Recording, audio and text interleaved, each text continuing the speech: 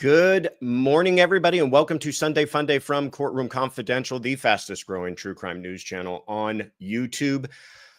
Thank you, everybody, for being here. This is going to be a really good Sunday morning. I already see that we had a ton of people in the chat. We've got some special announcements. We've got a 50,000 subscriber giveaway for all of you.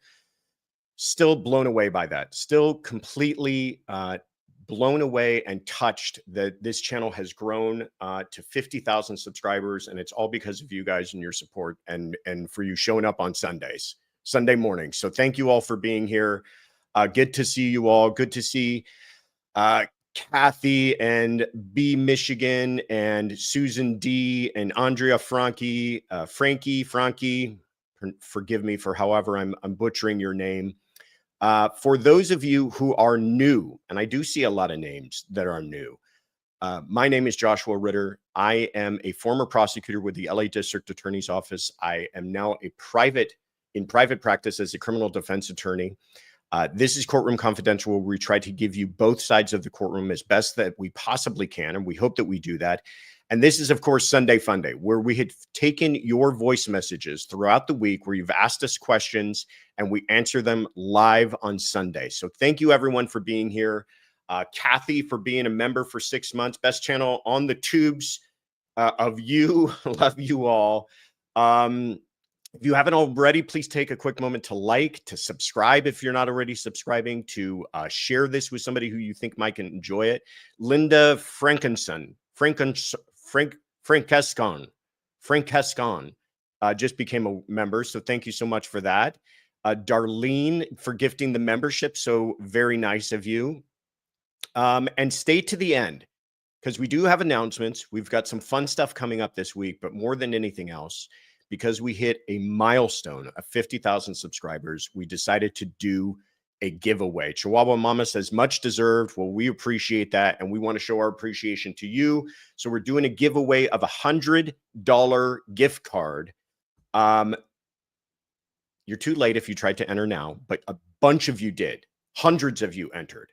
And we chose somebody, and we're very at random, and we're very excited to announce that winner at the end of all of this. But Arizona Gal says, good morning, Josh, mods, and CC crew. Love this community. Sending love from Tucson, Arizona. Thank you so much. All right. Should we jump into this? Should we get into the messages? Because I know you want to. Let's breeze through these messages and answer all the questions so we can get to the giveaway already. Sounds good to me. All right. Let's jump into it. Josh, this is where you have to take action. This is where Josh has to do something. All right. Kicking us off. Hello, Joshua. This is, oh, sorry, that was giving me kind of war games vibes just then. Sorry. Anyway, this is Carrie from Tallahassee, Florida. Yes, that in Tallahassee, that was a town so crappy that the Adelsons would commit murder to avoid living here. Our other claim to fame, of course, is the Chi Omega murders, and then finally putting Bundy to death. But I digress. I thought I would keep this double jeopardy train rolling for a third week. Because when I heard your caller mention it a couple of weeks ago, my first thought was about the Timothy Hennis case from the mid 80s, well, all the way up through the 2000s, actually. And I had read somewhere that he was the only person that had ever been on death row for a crime and then freed and then put back on death row again for the exact same crime. And it is a very sad but fascinating case. And of course, very controversial because it goes into who has the right and the ability to retry.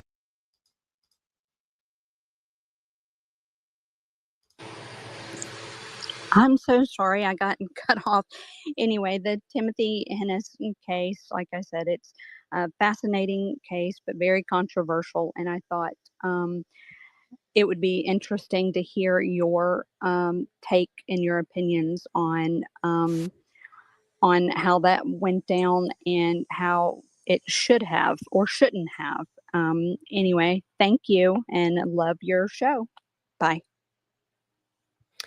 Carrie, thank you so much for kicking us off this Sunday, calling from Tallahassee, Florida. As Carrie puts it, a place so wonderful, even the Adelsons had to commit murder to get out of there. So she's on the tourism board of Tallahassee. Thank you so much, Carrie. This is exactly why I love this show that we do with the calling questions so much, because one, it brings up questions that never would have thought about, gets you thinking about cases in a different way. This is a case I was not aware of, and thinking about realizing that there's topics out there that you guys are most interested in. Who would have thought this idea of double jeopardy would be so interesting to everybody? But now we know, and now we know that it's something that we continue to explore because it is so fascinating. So thank you, Carrie. So this is an awful case, and I'm going to warn you guys ahead of time.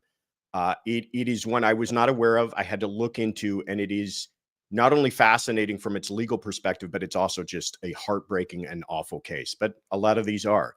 So this is the situation. Back in Fayetteville, North Carolina in 1985, Timothy Hennis was a U.S. Army sergeant, and he answered an ad from the Eastburn family. Catherine and Gary Eastburn were married. Gary was a captain in the Air Force, and he was going to be stationed in England. So they were moving, and they had a dog, and they had to rehouse their dog. They knew they were wrapping up, they were packing things, they were moving their whole life, and there was just enough in their life that they couldn't move.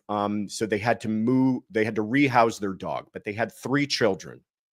She puts an ad in the paper, and Timothy Hennis responds to that ad. Gary, the husband, was out of town while this took place, by the way. He doesn't hear from his wife. He calls in a welfare check, and when they go out, they find that she has been assaulted. She has been stabbed 15 times, and 2 of her 3 young children are also dead. One has been stabbed, and one has been bludgeoned to death. It is a brutal and awful crime scene.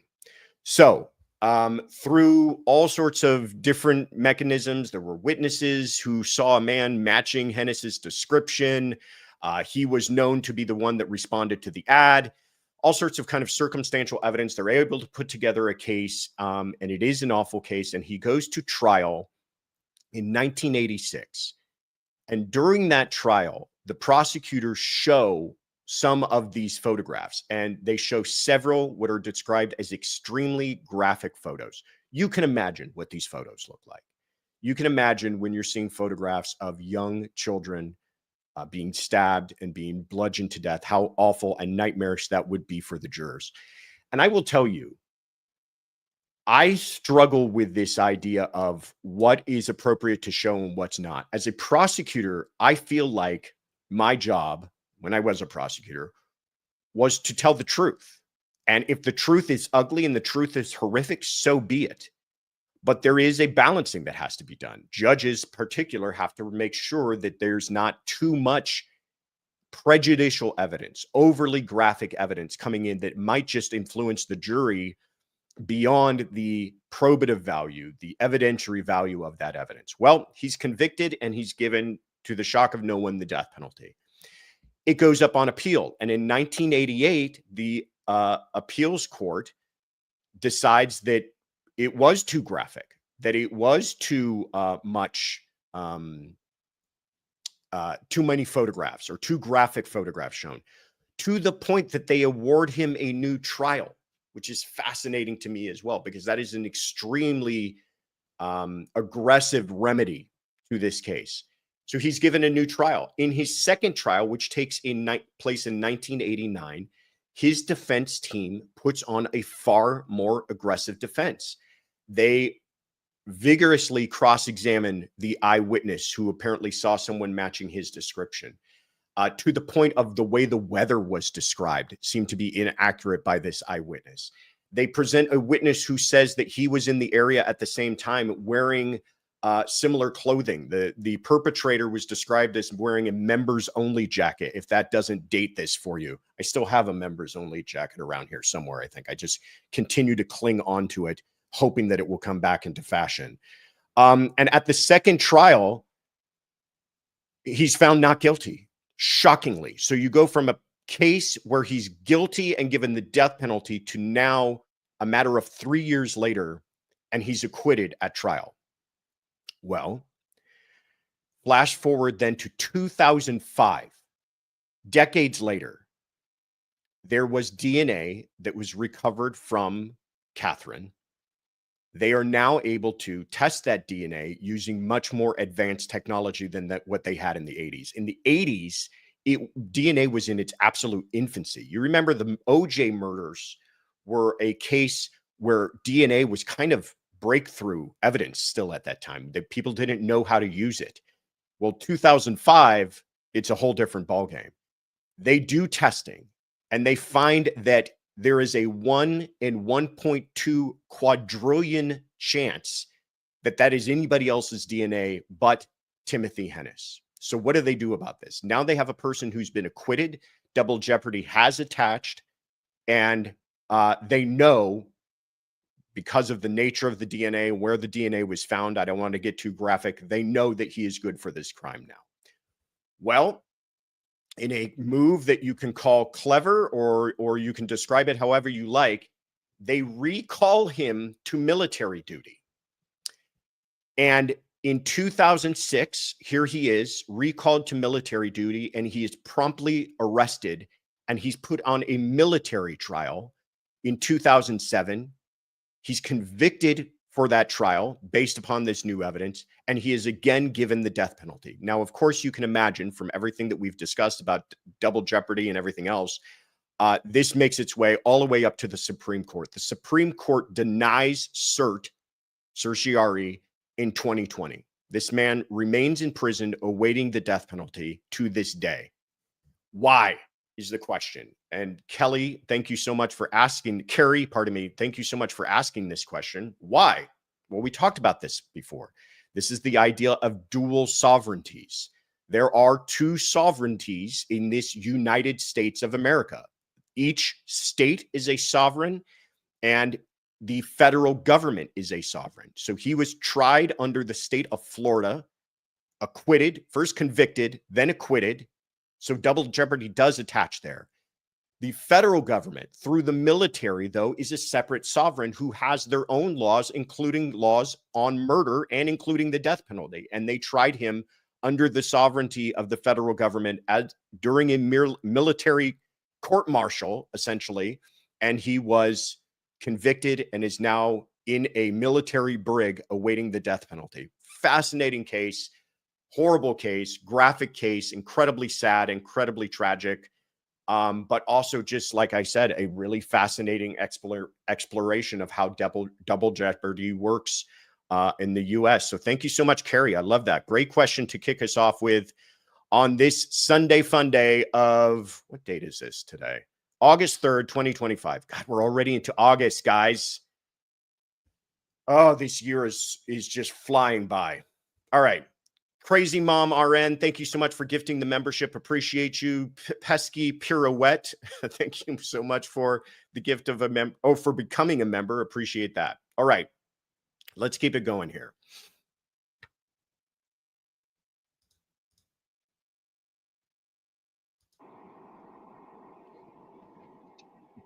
Hi, Josh. My name is Lindsay, and I'm calling you from Gainesville, Florida.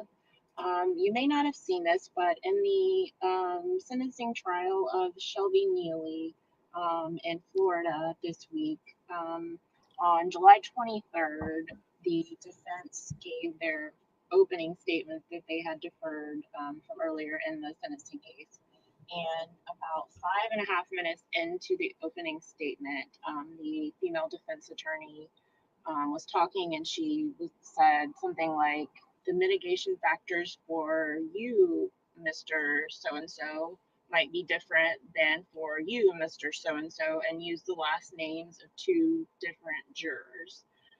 The judge didn't say anything, but the prosecution quickly called for a sidebar, and they went to sidebar and came back, and then the female defense attorney stopped, did not do that anymore. So I was just wondering why would she think that she would be allowed to use their last names, and why wouldn't the judge have stopped that before the prosecution said anything?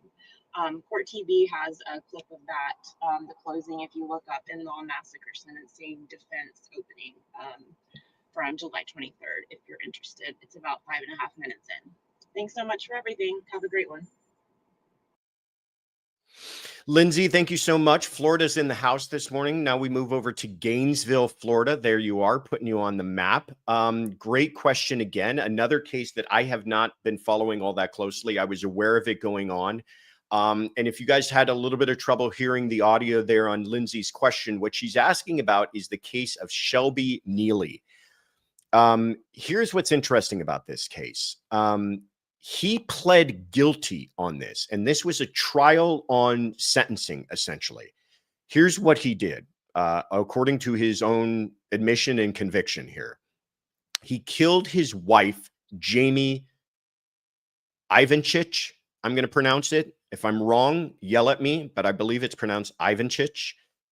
He kills his wife. There she is. And she's missing, and her family begins to grow suspicious. So the way that he handles their suspicions is he drives out to the home of Richard Ivanchich, Laura, and Nicholas, who is her mother, father, and brother, and just kills all of them. That's how you handle it when people start to get suspicious. You just kill everybody involved. So he's now good for 4 different murders. And like I said, he pled guilty and to the aggravating factors of cruelty, aggravated cruelty, and it's first-degree murder. So he's on trial for penalty. And during the penalty phase, to get to Lindsay's question, in the opening statements of that, the defense attorney refers to some of the jurors by their name, Mr. So-and-so, Mr. Jones, Mrs. Smith, and the judge stops it. Or rather, the prosecutor kind of stands up, they do a sidebar, and they go back and they start referring to them by their numbers again. This is an interesting thing. There's no law on this. There's no law that says that jurors must remain anonymous. It's up to each jurisdiction, and it's up to each kind of courtroom rules. Even when jurors are anonymous, their names are provided to the attorneys. We know who these people are. That's kind of part of the process, is that there is a bit of a vetting going on with who people are as jurors. That you have to confirm their identity. You don't want people substituting in, and it's not their time to do jury service for whatever wacky reason somebody might want to do that. Maybe somebody's a plant and trying to get onto the jury. So there is some identification concerns and why we use names. But for the most part, and in every trial I've ever done, you always refer to the jurors by number, because we want some anonymity for people so that they feel more comfortable, because they're going to be answering some difficult questions in front of a group of strangers, even when there aren't cameras in the courtroom. But especially when there's cameras in the courtroom, we want people having a degree of, safety about their own identity. We're asking them to take part in their civil service. We certainly don't want them feeling like their lives are going to be under a microscope. But again, it's not like there's some sort of law on the books regarding this stuff. And in fact, I had a trial as a prosecutor a ways back where the defense attorney asked if he could refer to the jurors by their name during voir dire, feeling that it would create some sort of sense of personalness and interaction with the jurors. And I remember flipping my top going, what are we even talking about here? And the judge actually was kind of entertaining the idea. And I was beside myself and thinking, how in the world could the judge do this? And then realizing it's not entirely against the law. It's up to the judge. End of that kind of quick story is the judge did not allow it, and we did use their numbers. But it was remarkable to me that there's not actually some sort of law out there. So excellent question, Lindsay. I'm glad that they do it. I think that it should be a good practice. There's no reason to use people's names in open court. And you can certainly still interact with people and they can maintain their anonymity and you can still verify their identity. So great question, Lindsay from Gainesville. Appreciate you asking. All right, let's keep it moving here.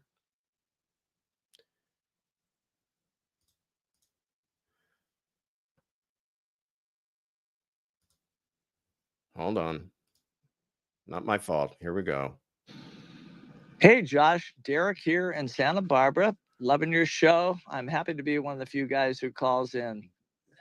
30% of us should be calling in. That's about the demographics that listen to true crime. So where's the other third, 1/3 of the guys out there? Come on, guys, man up. Call Josh. Show him some love. Anyway, my question is, I'd love your take on how deep the corruption runs in Massachusetts law enforcement and prosecution, and how unique you think this is. Have they just revealed how bad their system is, or do we just have a unique take on it, and then maybe that corruption extends just as deeply elsewhere? It's just that Massachusetts has a bad PR team. They hired the Enron PR team or something to represent themselves. I'm not sure, but the tentacles extend so deeply. Proctor, Brian Walsh, Birchmore, Massachusetts State Police, Dever, the commissioner in Boston, all those things are, tied together oddly, and it spells corruption to me. The Massachusetts State Police is supposed to send in their specialists to help local law enforcement, but meanwhile, their specialists are local yokels themselves. Quite strange. Anyway, love your opinion, Josh. Thanks. Take care. Derek, my friend from Santa Barbara, California, let's put you on the map there. Yeah, Derek makes a great point. Where's all my dudes at? Where statistically, I should be hearing from more dudes. Where you guys at? Don't be shy. Call in. Derek just laid down the challenge. I love that. And he asked a great question. And it's a question that I don't know if I feel entirely qualified to answer. How unique is the corruption in Massachusetts? How wide-ranging is corruption? Is there corruption in Massachusetts? But Derek, you may have stumped me, but you did not stop me, because I can always phone a friend. Hey, Josh. Hey, confidential informants. I'm not sure if that's what Josh calls y'all, but it should be. Derek from Santa Barbara. Bob Mata here from Defense Diaries. I loved your question. Sadly, no, the corruption is not exclusive to the Commonwealth of Massachusetts. It happens all over the place. Think about it in terms of small town America. You've got a crime that never happens here, and it happens there. And then you've got a department that's never handled a crime like that. So they don't have the experience, they don't have the resources, they don't have the manpower, they don't have the equipment. So there you might get just straight up incompetence. The question between incompetence and corruption is really a question of intent, right? So it's tough to know sometimes and be able to tell the difference, because a lot of times that result from either incompetence or corruption can be the same, wherein you have an innocent person that's going to prison. But nonetheless, there is corruption everywhere. Now you guys know. Keep your eye out for it. Thank you so much, Bob from Defense Diaries. Give him a big shout out next time you're watching his channel. It was so funny. I called Bob and I say, hey, I think I have the perfect question for you. Do you mind doing a quick selfie for me for Sunday Fun Day? And he said, sure, no problem, except right now I'm on a boat. So let me call you when I get back in from sport boating all day long. So give him a big thank you from Courtroom Confidential next time you were watching one of his videos. And there you go, Derek. I think that was an excellent way of answering it too. It's all about a question of intent. The line between incompetence and corruption is really hard to decipher sometimes, and it really comes down to what is happening in between the ears of that officer. So thank you so much, Derek, for asking the question. Thank you so much, Bob, for answering the question. And yeah, where are my dudes at? Let's hear for some more of the dudes out there. All right. Thank you so much, Farm Girl, by the way, for the gift of memberships. Appreciate that. And to Carolyn Keel for becoming a member.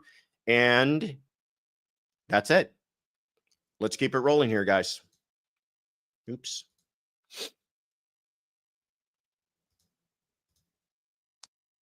Hi, Joshua. My name's Jennifer, and I'm calling from Brisbane in Australia.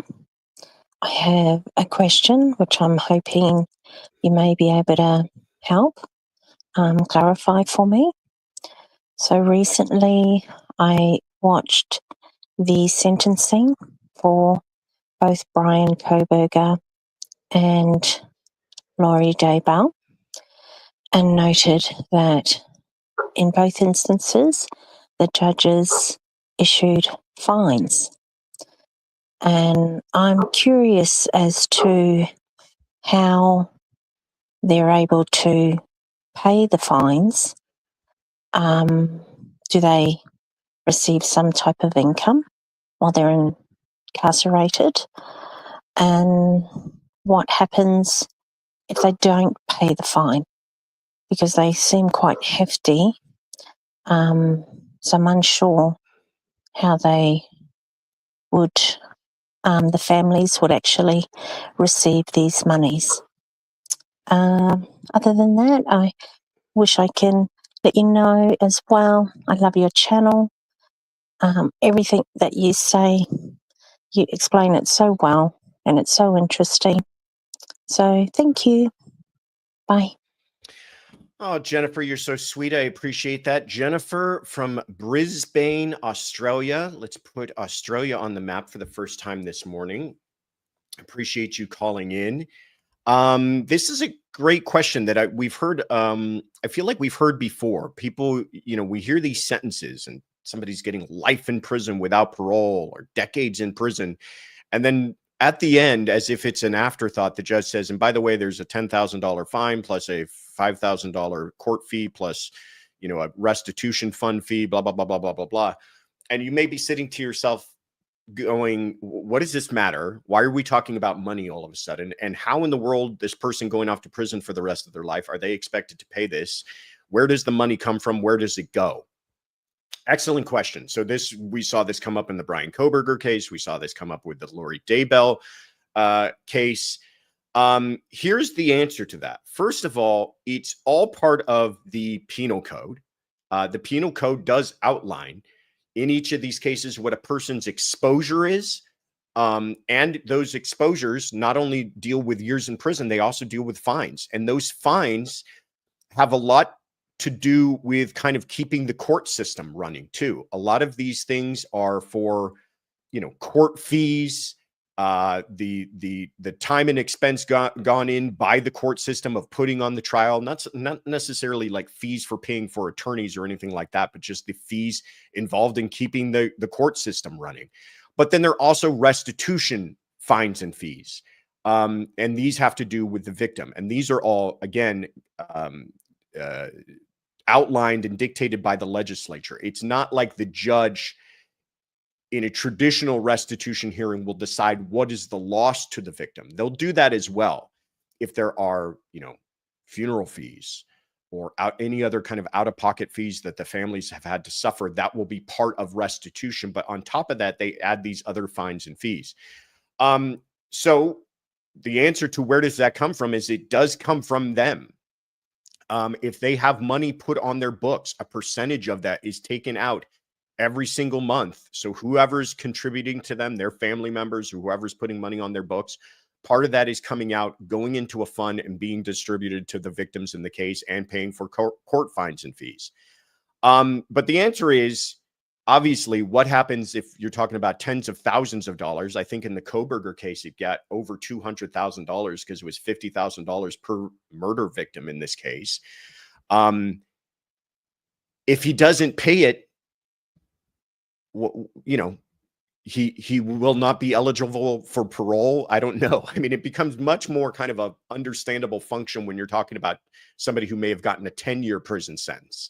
And then they're trying to abide by all the terms and conditions of their sentence, which would include fines and fees that have to be paid even if they go out on parole. But somebody like Kohberger or Lori Vallow, who's never getting out.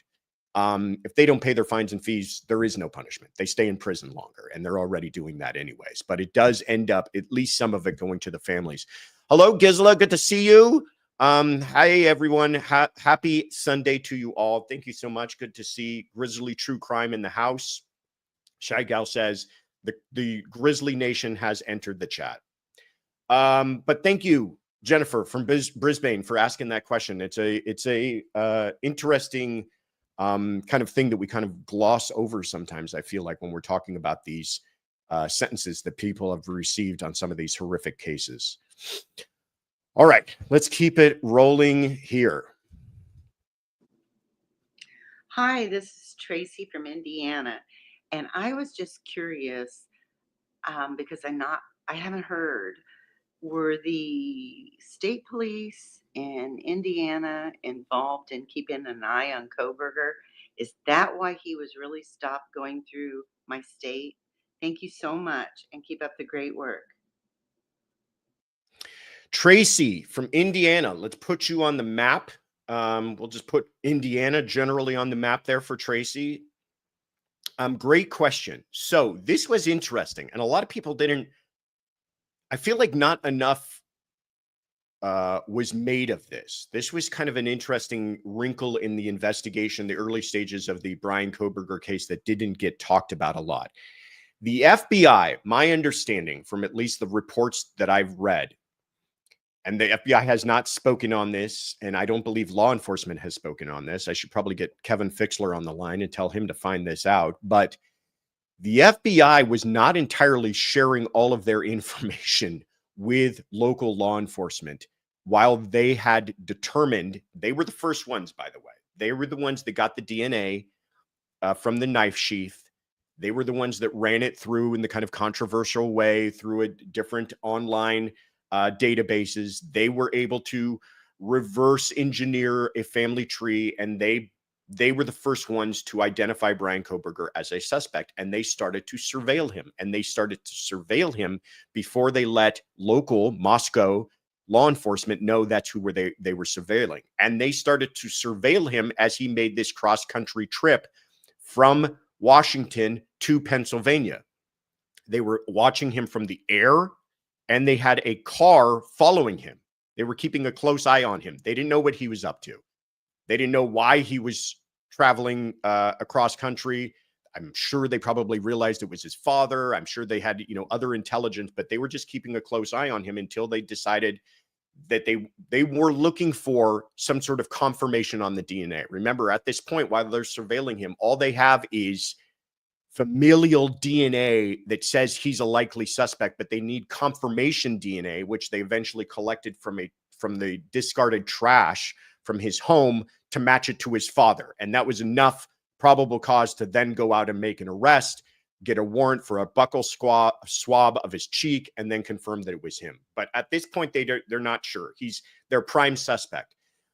And he's driving through Indiana, and he gets stopped in Indiana. No, the Indiana police was not in on it. They didn't know who he was. They didn't know he was being surveilled. They didn't know the FBI was involved. They had no idea. They're pulling over some guy because he was following too closely.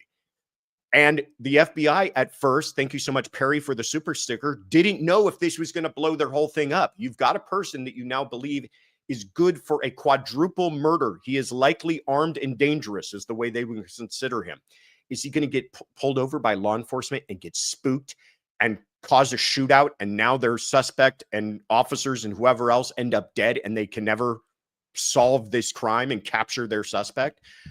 They had even questioned whether or not to get involved. He gets stopped. He's let go. And minutes later, he's pulled over for the same thing. And now they're thinking, what are the chances? Is this all falling apart? And it was actually a fairly tense moment during the investigation when they didn't know if the whole thing was going to fall apart.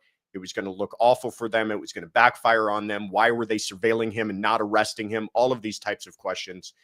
But again, it did all work out. He made his way to Pennsylvania. They were able to collect that discarded DNA and make some confirmation so that they were able to arrest him.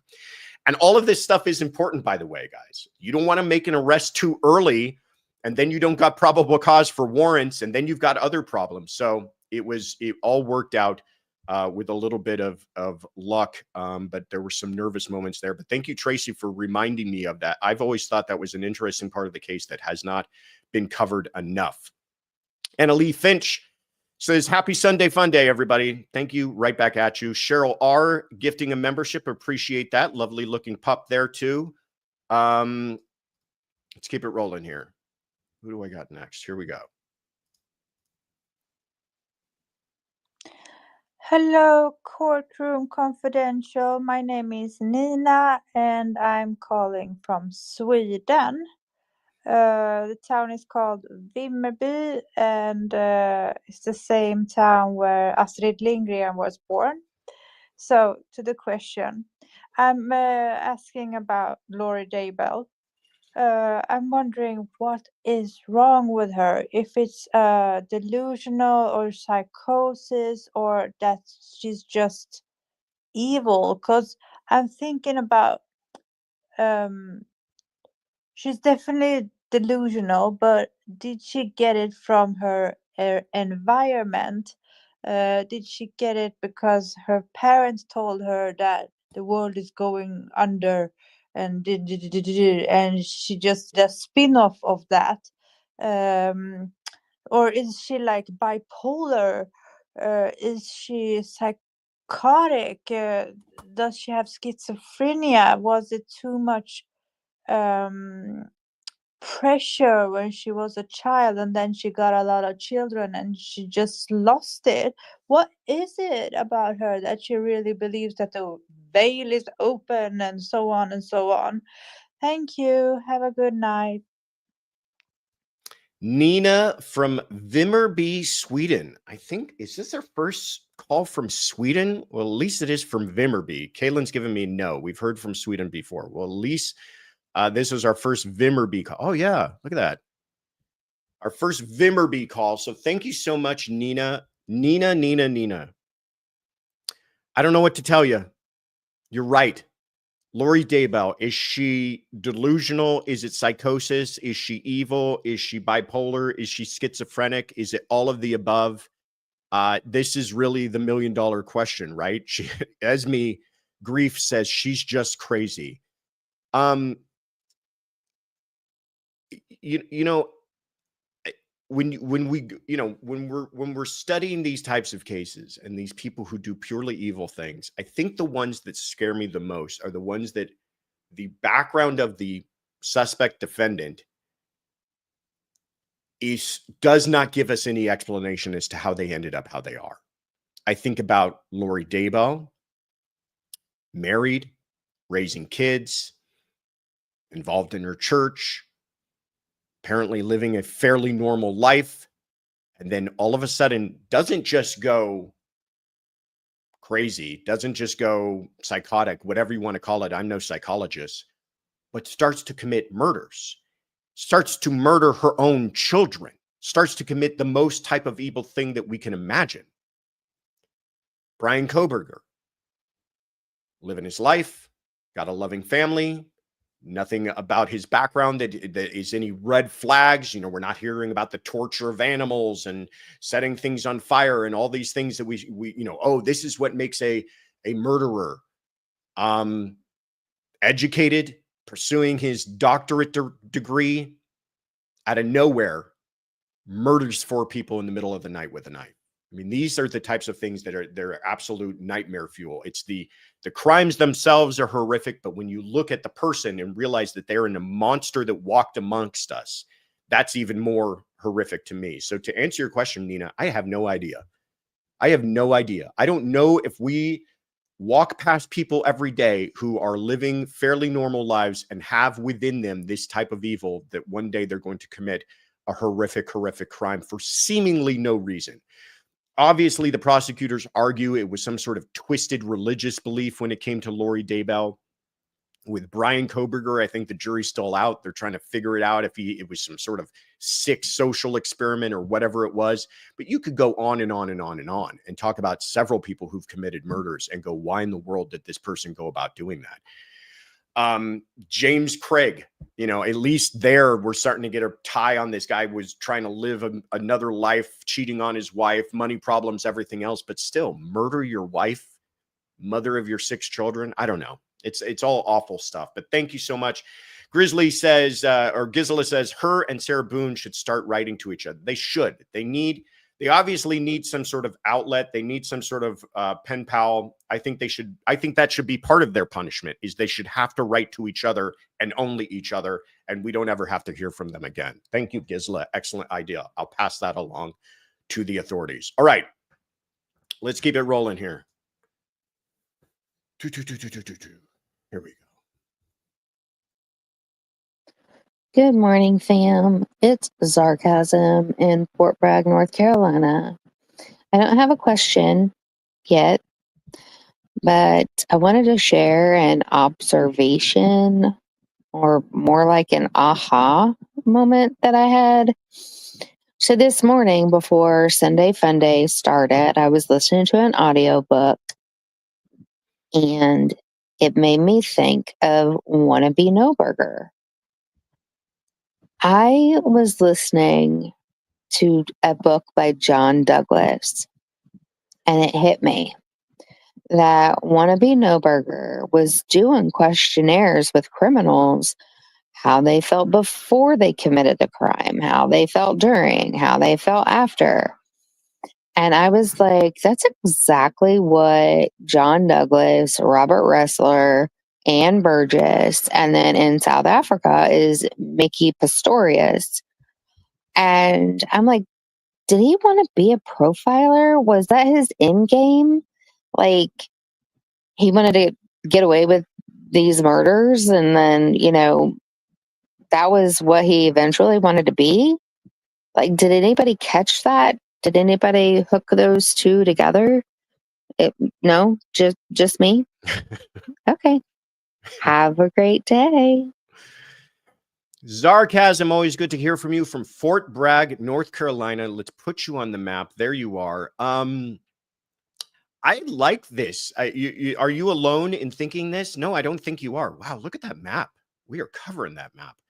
I don't think you're alone at all. I think very similarly to the way that you were thinking about this case. And it's so, what a great segue from our last question about like what was the reason for this person who apparently had no background to explain why he became the monster that he is.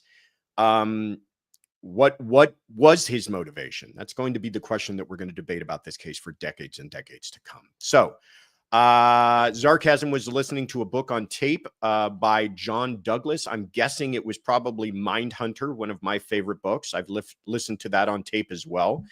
Maybe not. He's come out with a couple others, but that was kind of the book that got it all started for a lot of people into their interest in criminal profiling, from the especially from the FBI perspective. John Douglas was one of kind of the early people to start that program. The what did they had a different term for it though, but it eventually became, you know, the idea of criminal profiling. John Douglas, but along those lines, there's obviously Robert Ressler, Ann Burgess, Mickey Pistorius. There they all are. Sorry, Kaylin, I'm running through them all too quickly for you. But yeah, I think he was fascinated with these people. He was obviously fascinated with crime. He was, I mean, you know, it's rare for a person to pursue a doctorate degree in criminology. Because there's not, you know, I could be wrong on this. I don't know this, what I'm about to say, but my assessment of it is people go into criminology. I see a lot of that from people who go into law enforcement. People sometimes get a criminology degree and then go into law school. They're pursuing some sort of application of that.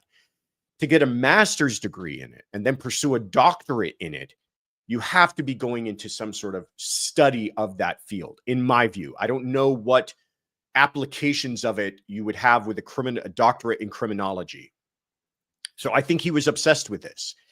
And I think he was obsessed with the criminal mind. And I think he was obsessed with killers and what makes people tick. And we're starting to at least learn that much about him. And he did follow people like John Douglas and Robert Ressler and Ann Burgess and Mickey Pistorius.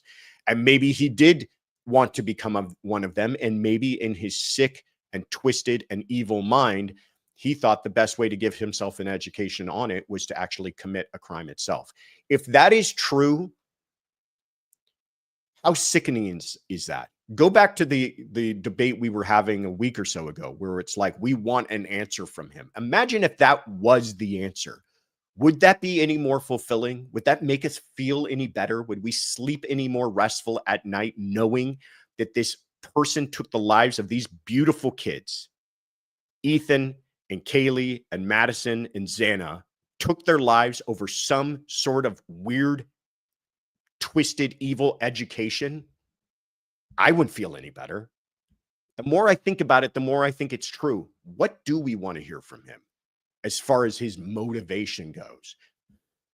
I want to know where the knife is. I want to know who he targeted. I want to know what happened inside the house, but I don't need him to get on a pulpit. I really don't. I feel like the answer would not be satisfying in the very least. But thank you so much, Zarkasm. Always appreciate hearing from you. Colin from Fort Bragg, North Carolina. All right, let's keep it rolling here. Hi, Josh. My name is Sue and I live in Sydney, Australia. My comment or question refers to the case of Joel Guy Jr., which took place on the 26th of November 2016. This was another monstrous case, which was just as atrocious as the Bryan Kohberger case. At the time, it was really big news, but now he has disappeared into total obscurity. Let's hope the same thing happens with BK, although the victims will never be forgotten. What did you think of the Joel Guy case? Thanks, Josh. Bye. Thank you, Sue, calling from Sydney, Australia. A couple of Australians calling in this morning. Always appreciate that. Hello to our friends down under. I was not aware of this case. This is another one where I appreciate you guys bringing my attention to these cases. I don't know how I missed this one. There he is, Joel Guy Jr. I'm going to go ahead and give you guys a warning up front. This one does get graphic. So here's what happens with Joel Guy Jr. This took place in Knoxville, Tennessee, back in 2016. And the story goes, according to prosecutors, is that Joel Guy Sr. and Lisa Guy, who were the mother and father to this person right here, were set to retire. Look at them. Like those happy people, live their lives, ready to enjoy the twilight years together. But because they were going to retire, they were going to stop giving their son money because it's about time he grew up anyways.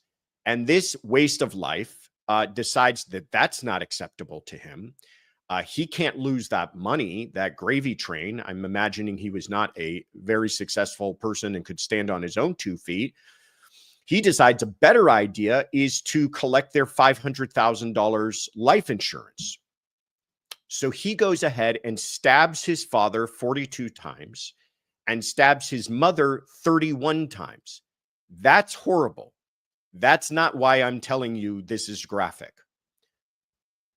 What was graphic was he then decides to try to dispose of their bodies by dismembering them and dissolving their remains in the house. During the course of chopping them up, stabbing them, he had injured himself. And there's apparently police were out at the home making a welfare check when Joel Guy Jr. was away attending to an injury, and they come inside the house to find his father's severed hands on the floor, body parts essentially around the house. His father's severed hands on the floor and his own mother's head inside of a pot boiling on the kitchen stove because he was in the midst of trying to dissolve, cook away their bodies so that he could dispose of them. On top of all of this, this psychopath loser kept a journal. He had a notebook detailing his plan. He wrote it out, what he was going to do and how he was going to accomplish it.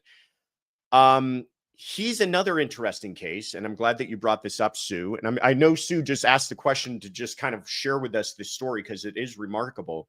He actually filed a motion. Look at him. I mean, he looks, I hope I don't get grief for this. He looks exactly like I imagined he would look. Kind of a pale loser. He like somebody who's never seen a hard day's work in his entire life. He files a motion before the trial that if he were convicted, that he wants the death penalty. He requested the death penalty. We kind of considered this a couple of weeks ago on some questions. His attorneys present no evidence on his behalf because apparently there is one. It's only a 4-day long trial. That is super quick when it comes to a double homicide. And, oh, please don't tell me that's true, Nina. Please don't tell me that's true. And then he's convicted, and the jury, and I don't know if they got wind of him requesting the death penalty or what, and if this was some sort of ironic punishment to him, they end up giving him LWOP, not the death penalty. So he is currently in a Tennessee prison where he will be until the day that he dies, and that's a good thing. And this is the tragic couple that lost their lives. It's so sad. They just, I don't know anything about them, but they look like good, hardworking people who just happened to raise an absolute pathetic loser of a son, and that scares the heck out of me. That's, things like that can happen. So thank you so much, Sue from Sydney, Australia, for giving us all nightmares. Appreciate you. All right. Let's keep it rolling here.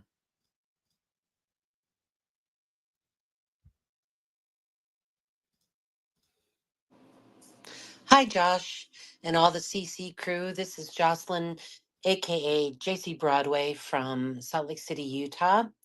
I'm calling with a bar exam question, so everybody get their notebooks out. Here's the question. The state charged the accused with the intentional murder of a former girlfriend.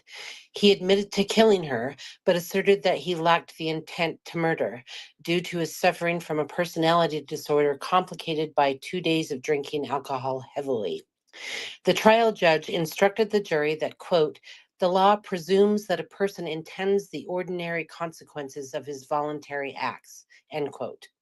The judge did not tell them that they had a choice or could infer another conclusion. They were told only that the law presumed it.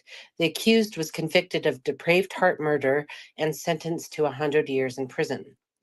On appeal, the appellant argued that the court took the fact-finding task of determining criminal intent out of the jury's hands by in effect ordering them to find intent. The jury could have felt that they were being told that they had no other choice.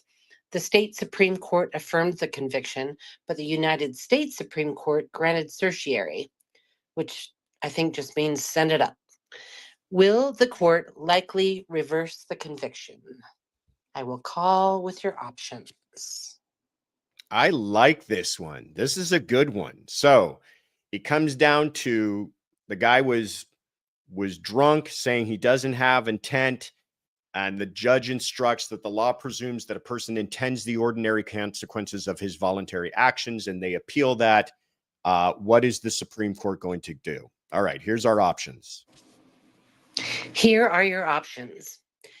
Yes, because the wording, I'll say number one, yes, because the wording of the instruction could have been viewed by jurors as a mandatory direction to find that there was intent to murder.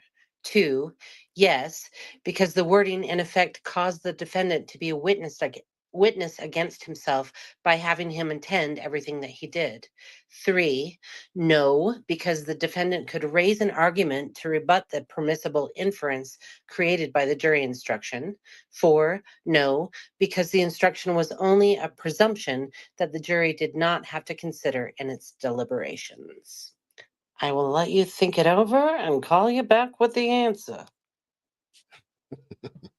All right, I'm going to give you guys a couple seconds here to put in your answers. 1, 2, 3, or 4. Let's see those guesses. I'm going to be brutally honest and say I guessed about this and I actually got it wrong. Libby says number 4. I'm not going to tell you guys what I guess because I don't want to give it away. Jadzia says number 4. Fancy Nancy says number 4. B says number. See a lot of 4s. Alicia K. Mayo, just to buck the trend, says number 3. All right. Should we do it? Drum roll, please. The prize is gloating rights for the rest of the live stream. Let's hear it, JC. And the answer is number 1. Yes, because the wording of the instruction could have been viewed by jurors as a mandatory direction to find that there was intent to murder. Full disclosure, I got it wrong. I said number 3, which was no, because the defendant could have raised an argument to rebut the permissible inference created by the jury instruction. The explanation is this presumption conflicts with the overriding presumption. This presumption conflicts with the overriding presumption of innocence, with which the law endows the accused and which extends to every element of the crime. The state cannot create intent through a presumption and thus take away the prosecution's need to prove the intent element. The prosecution would be relieved of proving affirmatively the guilt of the defendant beyond a reasonable doubt.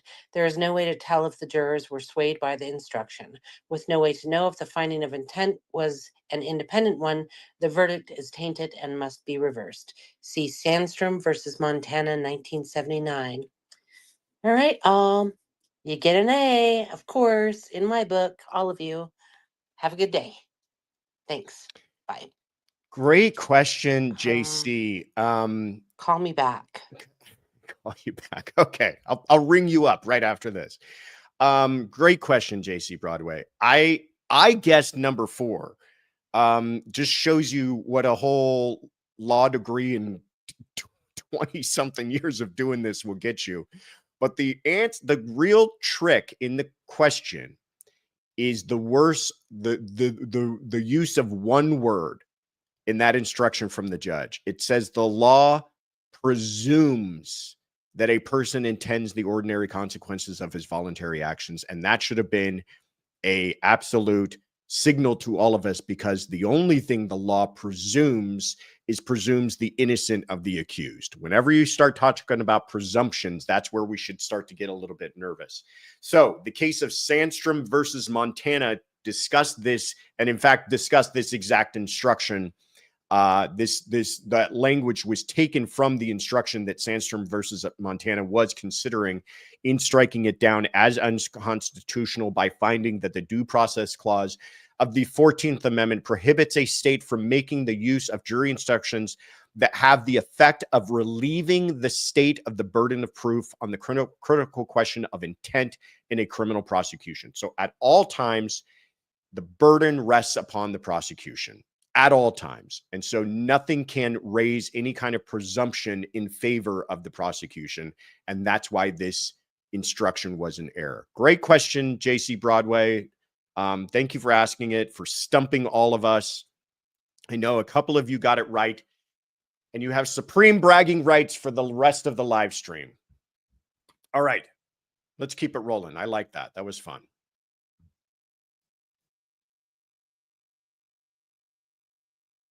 Hold on. Here we go.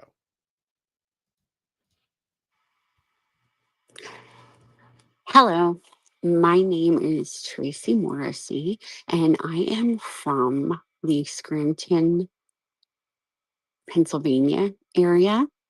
I don't know if you've watched The Office, but I'm also an hour away from the Poconos.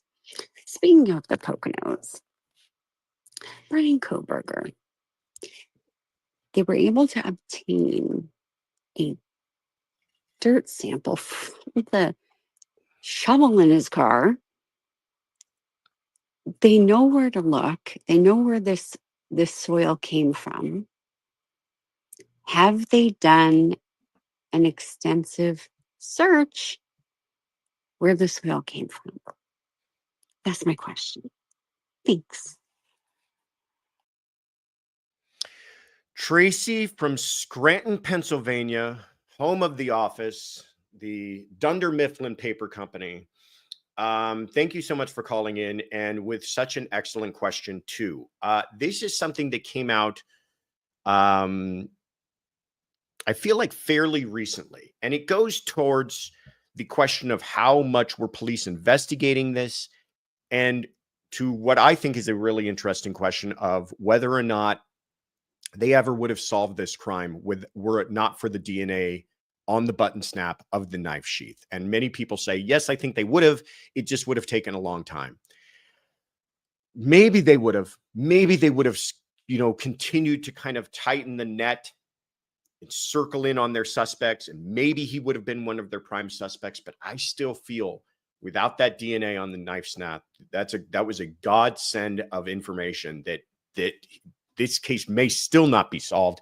And even if it were quote unquote solved from the police perspective, who knows if prosecutors would have felt comfortable filing it. But that's not really your question, Tracy. Your question was, they did find in all of their searches some soil samples on a shovel that was found inside of his vehicle.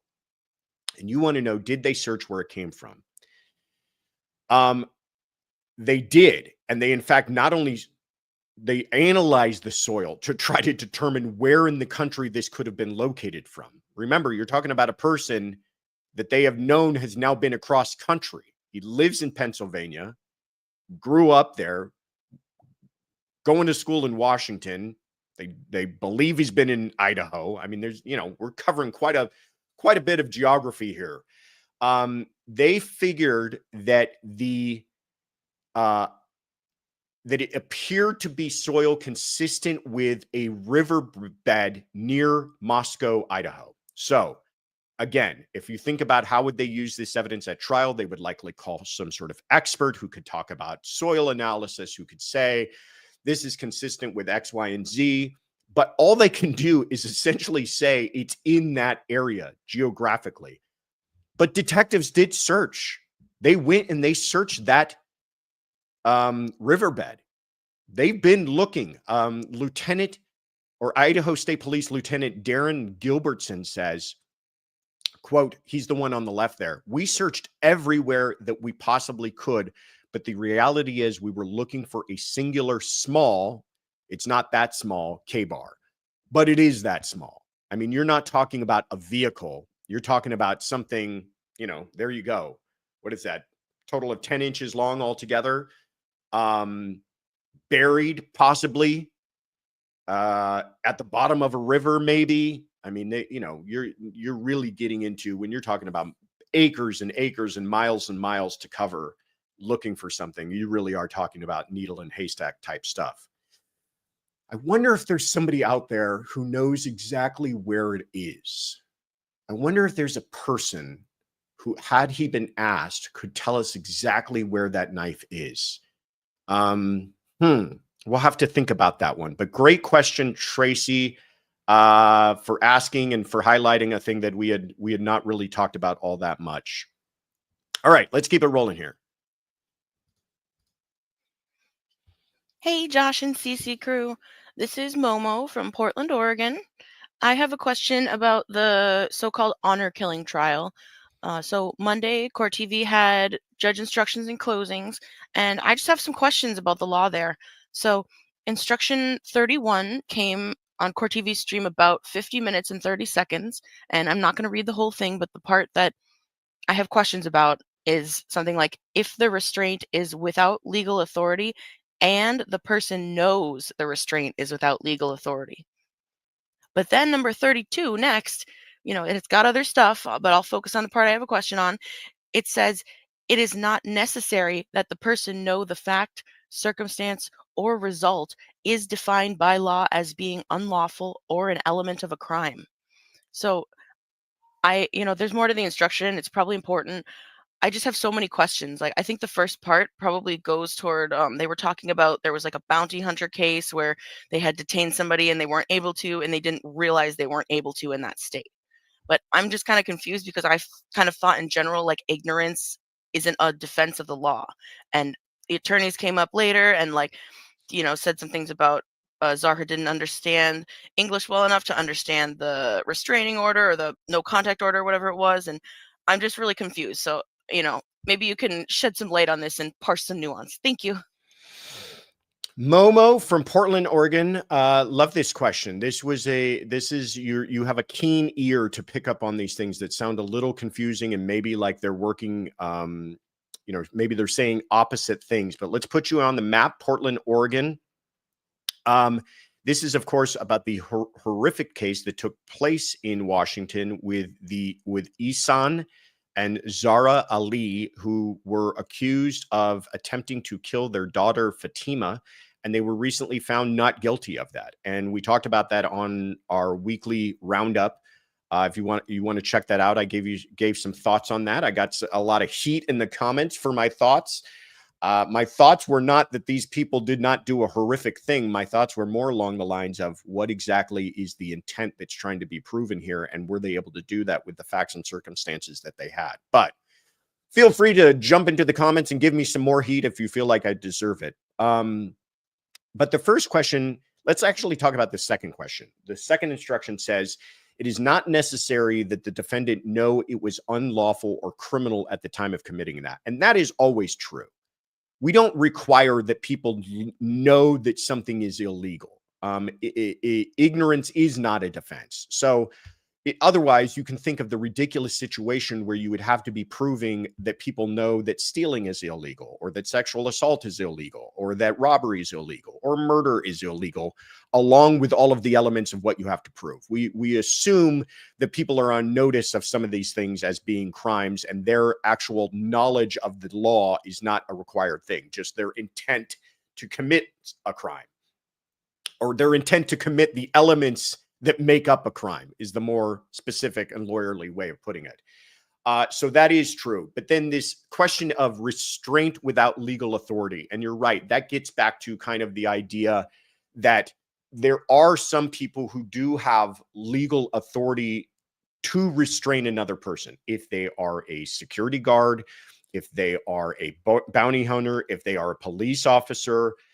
This gets into kind of that nuanced situation of what if they believe they have legal authority, but they in fact don't. And the example that you gave, and that is a good one, is somebody who's a bounty hunter who may have jurisdiction in the state of Nevada, but not entirely in the state of California. And they're they're attempting to restrain someone in California, and therefore they get into legal troubles. Well, they could claim, well, listen, I have legal authority, and I was under the impression I had legal authority, but I was not aware of how that changed. That doesn't apply here, though. They cannot make any kind of claim that they had the legal authority or permission to restrain their daughter by wrapping their hands around her neck.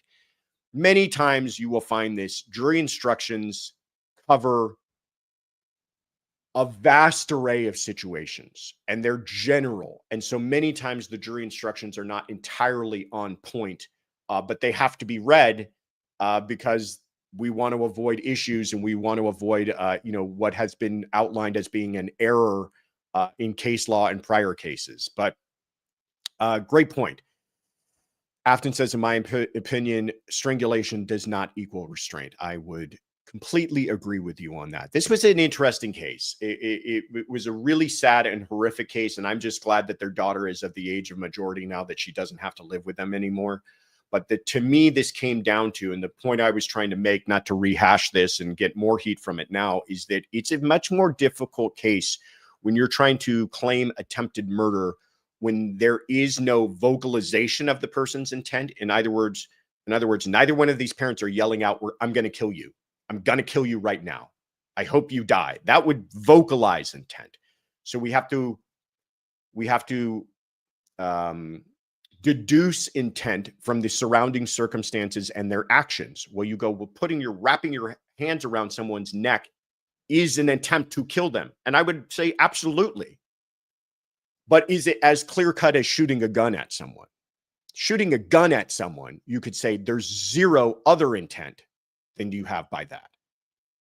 Wrapping your hands around someone's neck, is there enough room for somebody to argue it wasn't your intent to kill that person, but it was arguably your intent to scare or threaten or harm that person, which is short of trying to kill that person, because attempted murder is a specific intent crime, meaning you have to show that they specifically intended to kill, not harm, not hurt, not scare, not all those other things.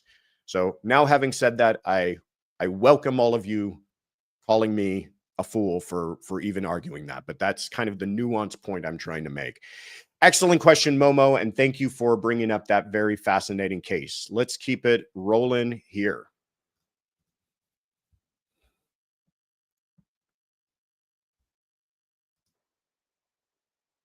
Hey all, happy Sunday. This is CJ in Los Angeles. I hope you're all having a wonderful morning or afternoon wherever you are. So my question is on the attempted honor killing out of Lacey, Washington. The parents in this case wanted their 17-year-old daughter to go back to Iraq to arranged marry an older man. She, of course, refused, and her parents attempted to unalive her outside of her school. I mean, truly abhorrent stuff. My question is on the following. In your experience, how do you prosecute around cultural normatives? I mean, sadly, this is not unheard of in different parts of the world, but more broader, how do you reconcile American law with these cultural variances? Is it an all or nothing, you can't do that prosecution, or do you have to be sensitive to the different cultures? Also, have you ever prosecuted a case where cultural normatives had to be explored and explained? Thanks so much. Have a wonderful day. CJ in Los Angeles, California. Thank you so much for asking such a great question, such a really kind of nuanced question that we don't talk about all that much. Let's put you on the map, first of all, Los Angeles. So how do you deal with, in this case, the idea was that religiously, culturally, her family wanted her to be involved in an arranged marriage in Iraq. She didn't want that. She was fighting against that, and their response to that was to kill her. We've heard about horrific situations like this taking place in other countries. How do you deal with that as a prosecutor in court? Well, the way that they dealt with it here was that they kept a lot of that out. They didn't let the jurors know about the kind of cultural background to some of this, because they felt that it would have been too prejudicial. Ahead of its obvious probative value, they felt that it would have affected the jury too much. Was that the game changer in this case? Who knows? Had they known that, would they have returned a different verdict? Who knows? Maybe. Would that verdict have been challenged on appeal because of that evidence? Probably, likely so. So, these are really difficult cases. They're not entirely clear cut when you get down to this type of stuff. CJ, I have not had to deal. I was really trying to think about if I've had to deal with a similar situation. I have not. The closest I've come is I have had cases involving very racially charged language, shall I say. I had a case as a defense attorney where my client was accused of saying, telling someone to shoot someone else and using an incredibly derogatory term that I'm not even going to hint towards on this channel. And because the language was so important, and whether or not he said those words was an important factor in this whole case, I had to stand up and use that language in court many, many times. And it was difficult and it was uncomfortable, but it's also important. We cannot censor our language when language is the important part of the evidence. I had another case as a prosecutor where, again, this type of language was important. And I had to voir dire on that. What did people think about that use of language? If they heard these different terms used in court, would that completely turn them off altogether? Or could they understand that we're using this language because it's a quote taken from people allegedly, and we need to talk about that here and now? And I think that's probably the best way to handle it, is you need to get up in front of it and make sure that it's not going to present an issue for jurors, and to really kind of take some of the sting out of it and treat it more in the evidentiary academic way that it should be treated. But great question, CJ. Always appreciate hearing from you. A fascinating case, really sad case. I don't think it turned out how any of us were hoping. It is going to turn out for a prison term for that dad, though. By the way, he did get convicted of a felony. But I hope that that daughter, Fatima, finds the safety and help that she deserves. All right, let's keep it rolling here. Hi, Josh. This is Sally from Cornwall again. Thanks for answering my question the other week. I've got another one regarding a court case this week, the Billy Delgado case, where he is in court for attempted assault on his ex-wife. He shot her 5 times, she nearly died.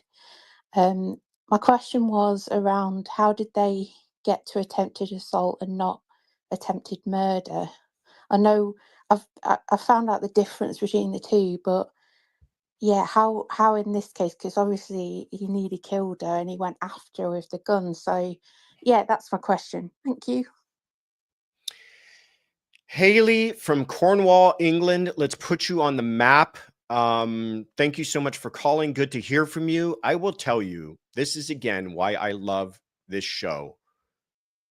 I know that many of you do not have legal backgrounds, but you think like lawyers. You really do. You ask a question, Haley, that I have struggled with myself, and I've been doing this for a very long time. This is about the Billy Delgado case. He is accused of an assault with a deadly weapon against his, I guess it was his estranged wife. I could have that wrong. Erica Torres. She survived, but he shot her 5 times. This took place in Laredo, Texas in June of 2024. She is driving to the hospital to get medical aid, and she ends up crashing her vehicle. Well, thank God. Officers were able to respond, first responders. She gets the medical help she needs. She survives. He goes on trial for assault. And Haley's question is, why not attempted murder? Well, Haley, I got the same question. In my book, and I've talked to my colleagues about this, it's kind of an ongoing debate that we have, and I think many of them agree. I don't think there is such a thing as assault with a deadly weapon when it's a gun. When you shoot at someone, and we talked about this earlier, where we were talking about the Ali honor killing case. If that were a case where the father popped out of the car and fired off 5 rounds at his daughter, to call that attempted murder is clear as day to me. You point a gun at someone and you pull the trigger. We all know this. You don't pull the trigger and point a gun at someone that you do not intend to take the life of that thing that you're pointing it at. You fire 5 times at someone, you have no other intent in your head but to take that person's life, in my view. You're not firing up in the air. You're not saying dance, partner, and shooting at their feet. You're firing at this person. You're intending to kill them. But they call it, and there is such a thing as assault with a deadly weapon, to wit, a firearm. Doesn't exist to me. That's attempted murder. I agree with you. I don't know why they charged it this way. I don't know why they're pursuing this as anything short of attempted murder. It is attempted murder. She almost died. Doesn't make sense to me. If you're a prosecutor in Laredo, Texas, please enlighten me, because I'm a little confused on this one. But a case that I know is going on currently. Again, there's so much going on. We just unfortunately cannot give the amount of time to every single case that we would like to. And that's why I appreciate, Haley, you bringing that to our attention from Cornwall, England. Appreciate you. All right, let's hop up. Where are we going next, Kaylin? Are we having fun, guys? Is this good? We've talked about the Delgado case and the Ali honor killing and a bunch of Bryan Kohberger, Joel Guy, never heard of him. The Timothy Hennis. I think we're having fun. I hope so. I hope you guys are enjoying it. I'm enjoying it. Let's keep it rolling to our next caller. Where are we going, Kaylin?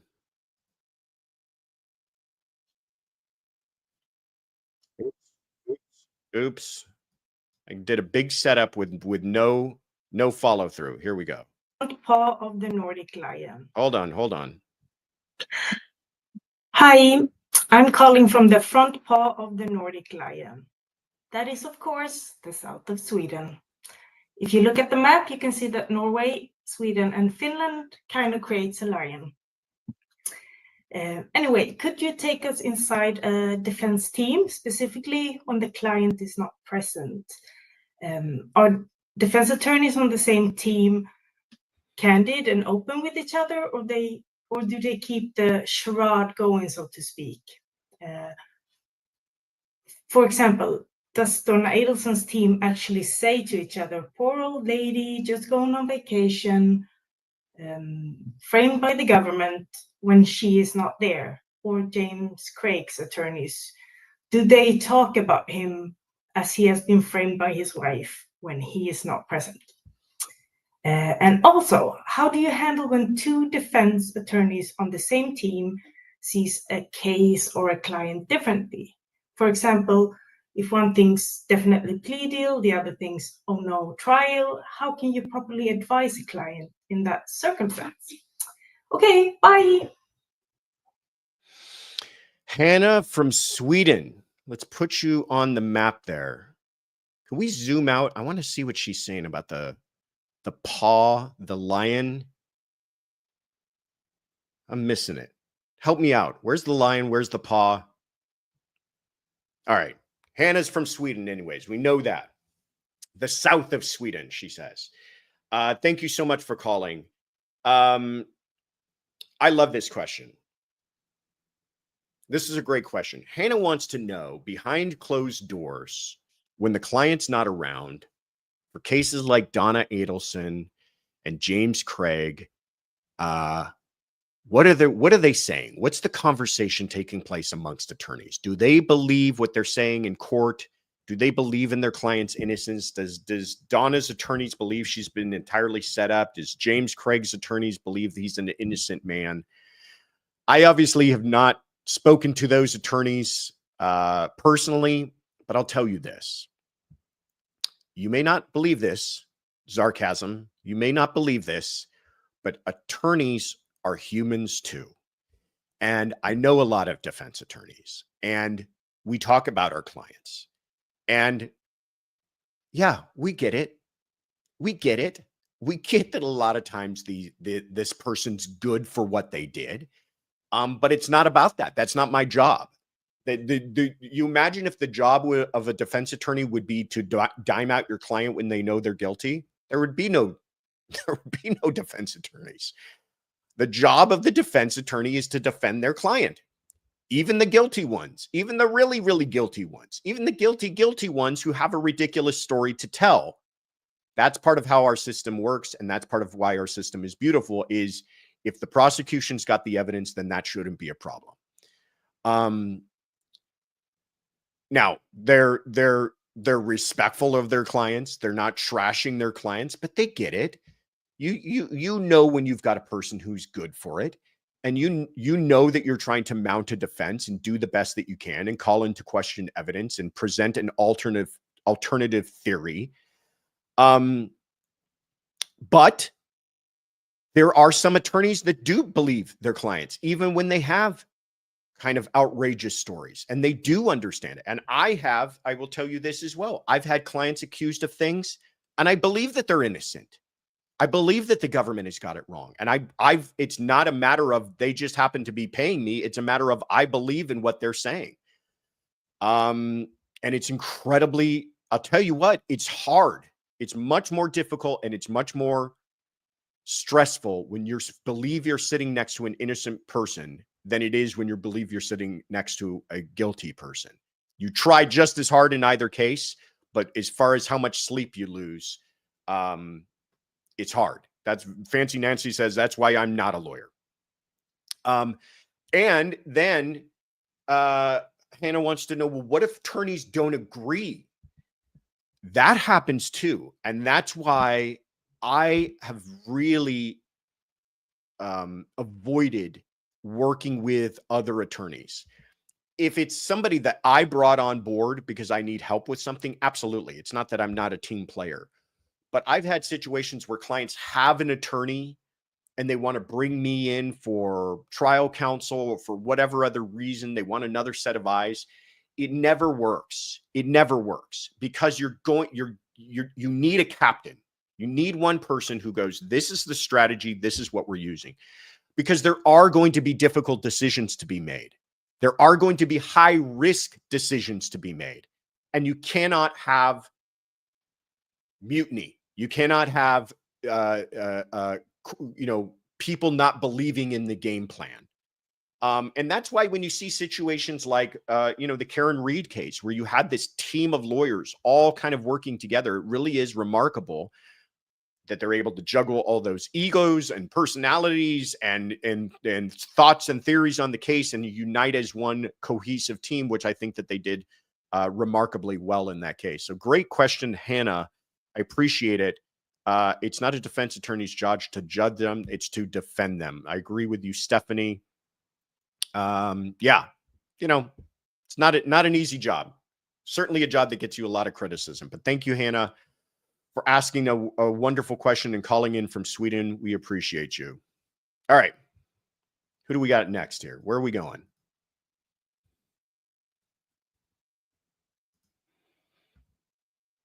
I'm pressing all the right buttons. Happy Sunday Funday, Joshua, mods, crew, chat, everybody.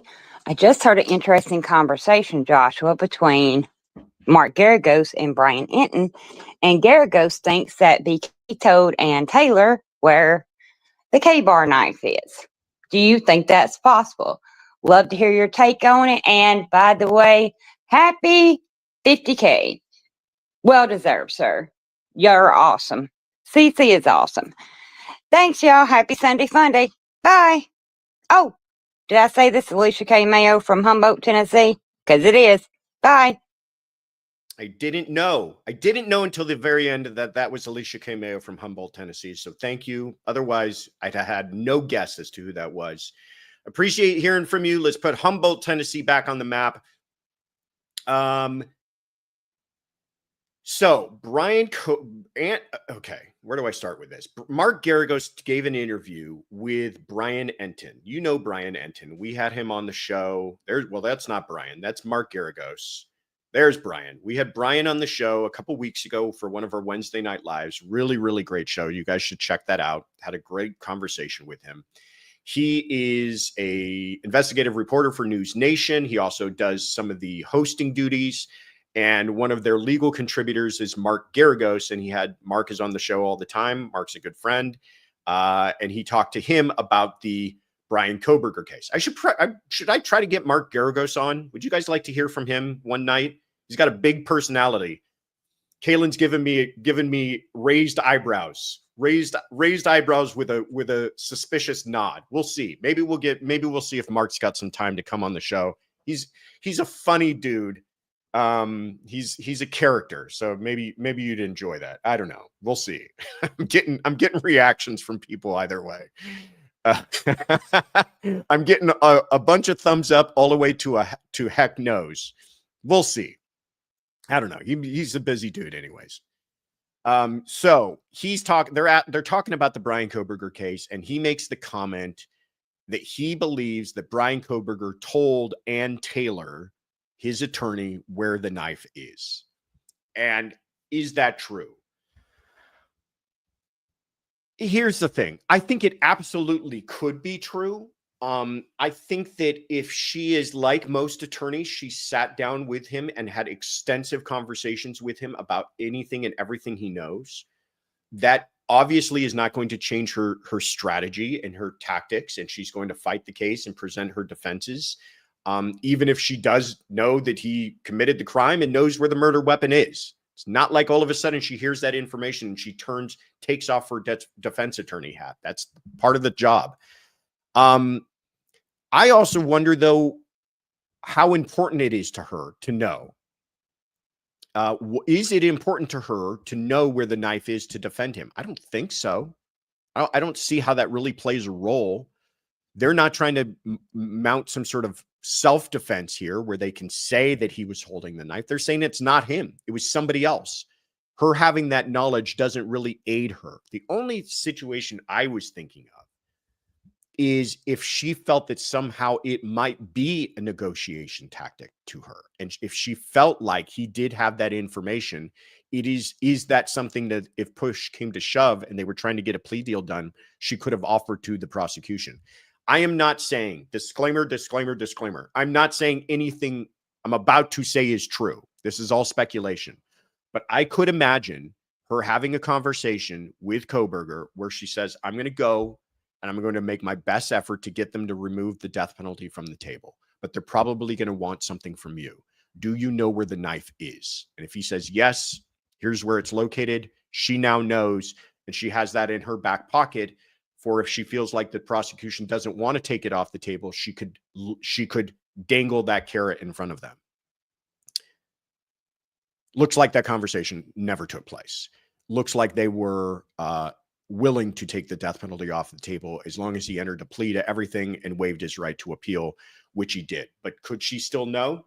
Perhaps. We don't know.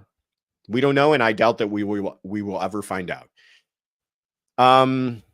Yeah, one of those cases that's going to continue to frustrate us. But excellent question. AKM from Humboldt, Tennessee.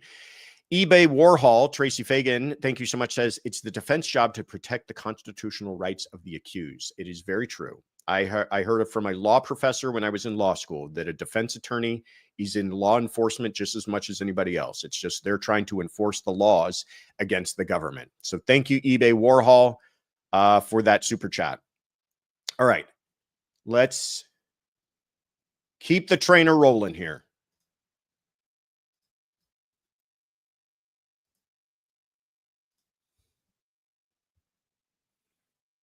Hi, Josh. This is Kathy calling from New Jersey. I'm unfortunately a half an hour away from the now famed home of the murderer of the 4 students in Idaho, which I don't want to say his name, but poor Kaylee, Maddie, Xana, and Ethan.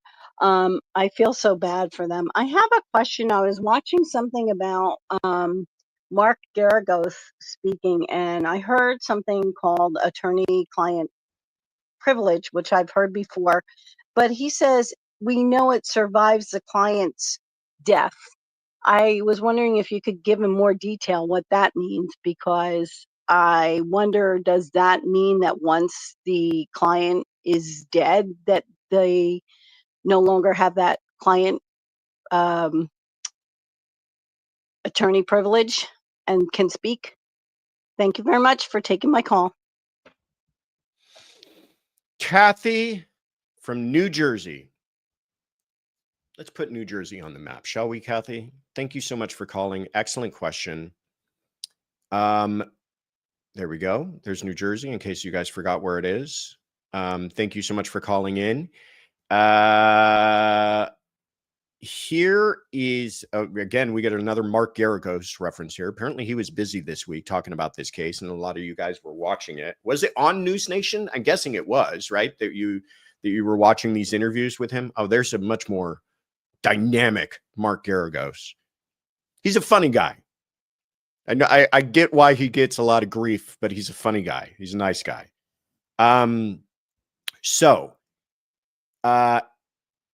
The issue became up about whether or not attorney-client privilege survives a client's death.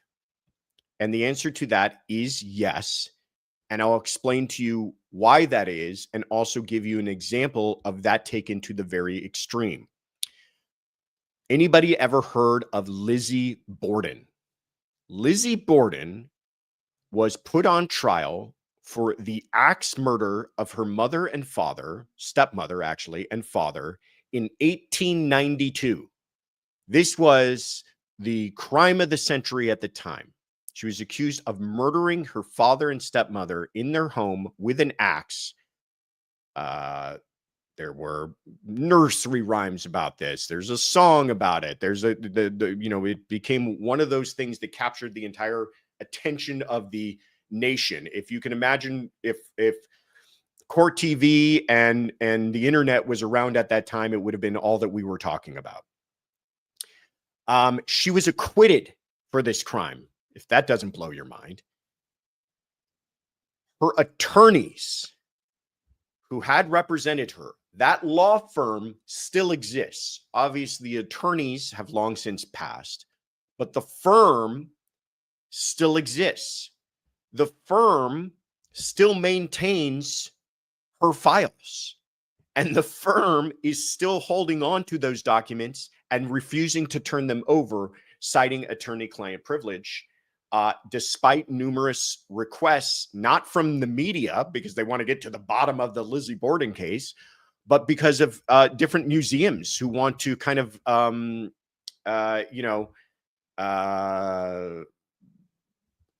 just get into the history of all of this. There's no, in other words, what I'm taking a long time to get to is there's no threat to her as far as, is she going to jail? She's long since passed. The attorneys have long since passed. Why do we care about attorney-client privilege anymore if she's not putting herself in any kind of jeopardy if this information came out?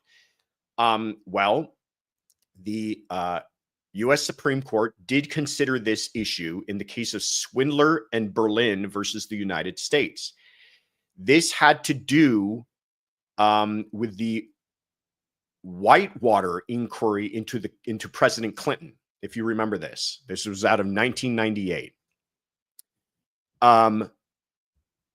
The court said in that case, and this is very interesting and gives you an idea as to why they feel that this privilege is so important and why it survives even beyond death.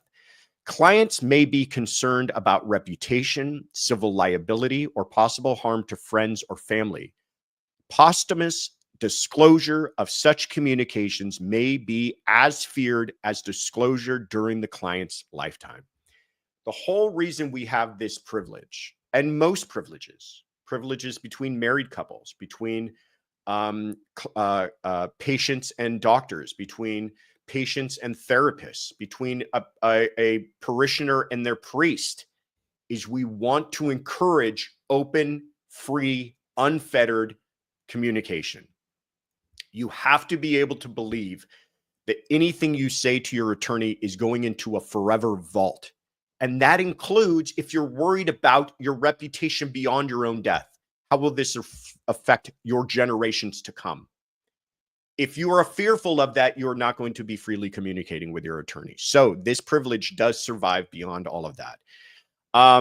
Even if no one is around and alive to assert that privilege, the attorneys will maintain that privilege. So very, very interesting question. And I thank you, Kathy, for bringing it up. I know you didn't talk about Lizzie Borden, but it gave me a opportunity to talk about Lizzie Borden. Anytime I can talk about a case from the 1890s, I'm gonna do it. June S., thank you so much, says, one of the guests that I would love to see on your show is Alan Jackson. Who's that? And his take to what he can do on the death of 4 people on DMC near Malibu. I do know that he's a very, very busy man. I do happen to have his phone number in my cell phone. June, maybe for you, I'll bug him and see if he's free, but thank you so much for asking. Alan Jackson. I seem to remember that name. Let's keep it rolling here. Thank you so much, Kathy from New Jersey. Let's see where we land next.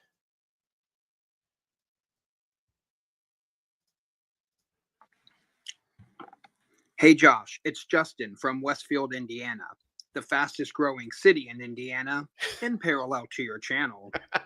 Love Sunday Fun Day, as they've made my Sunday night weekend commutes home much more enjoyable. And I love your channel and content, and hope you'll maybe get Alan Jackson on your channel in the future sometime soon, too.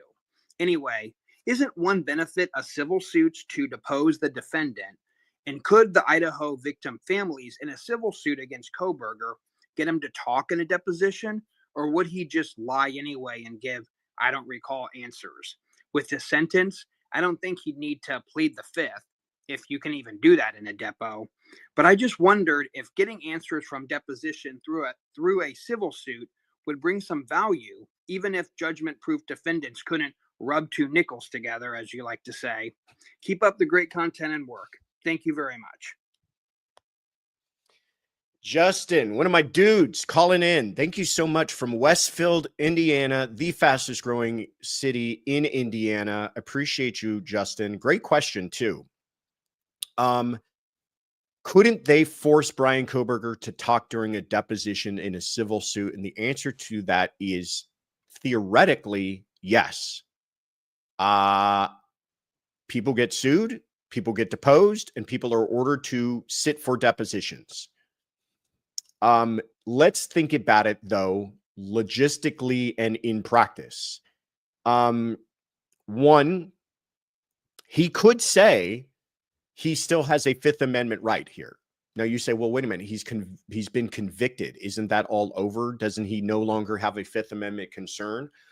Well, he could say, well, I've still got, obstruction of justice, disposing of evidence, other criminal issues out there. There's still the potential of some sort of ineffective assistance of counsel and appeal and blah, blah, blah, blah, blah, blah, blah, blah. And a court could say, yes, that's true. Or a court could say, no, none of that's true. You are compelled to sit for this deposition. And then he could just refuse. What are you going to do to the man? Fine him? Hold him in contempt? I mean, he just doesn't have to comply with any of this.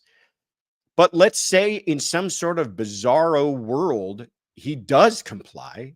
They could ask him questions. And then we come back to the same thing of, are we going to get honest answers out of this person? Is he really going to give them any kind of closure?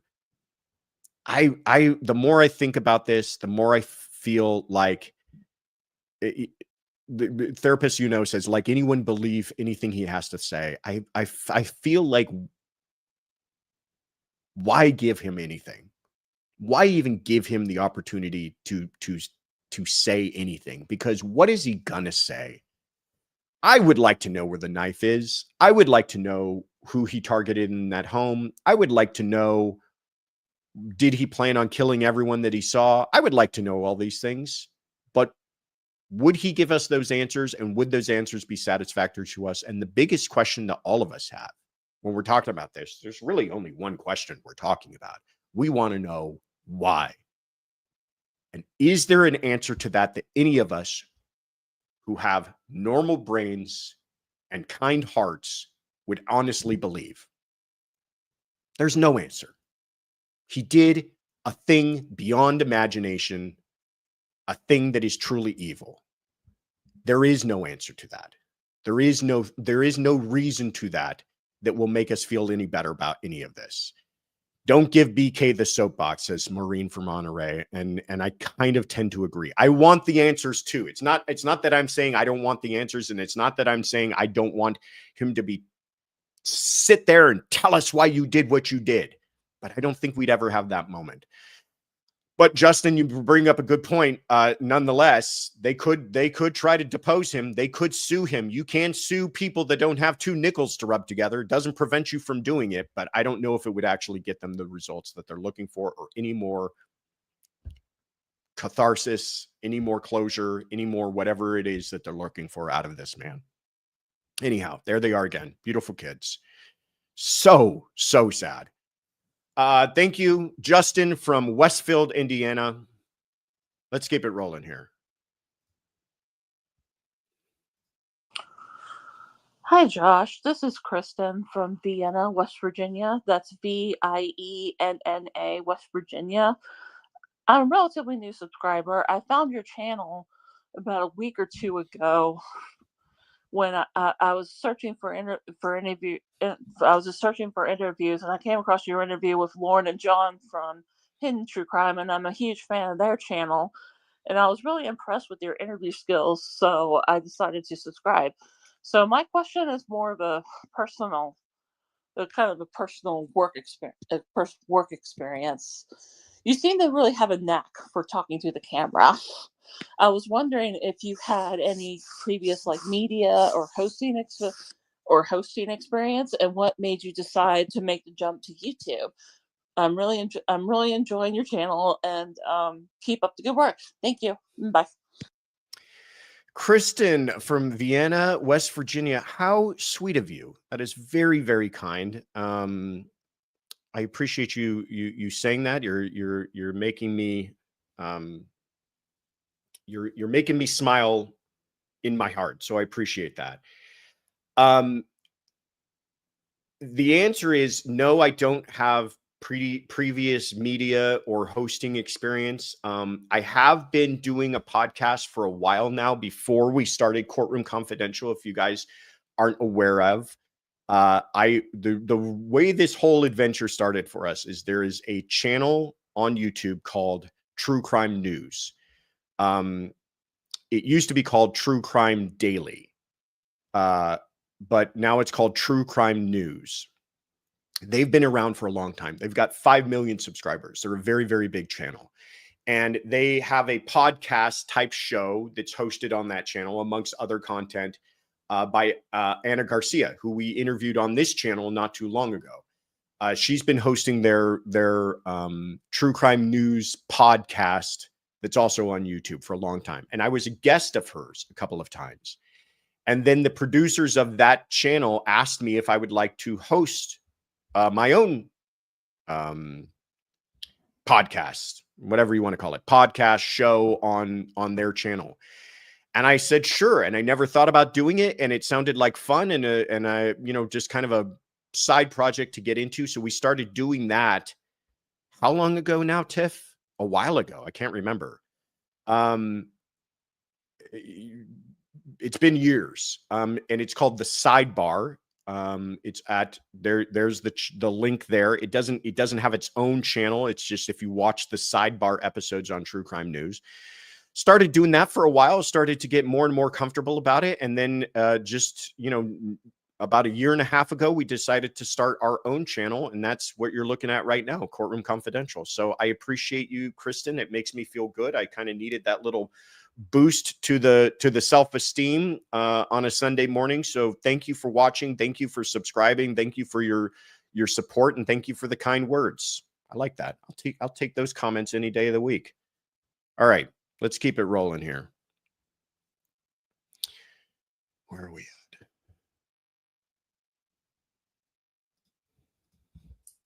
Hi, Josh. Happy Sunday Fun Day.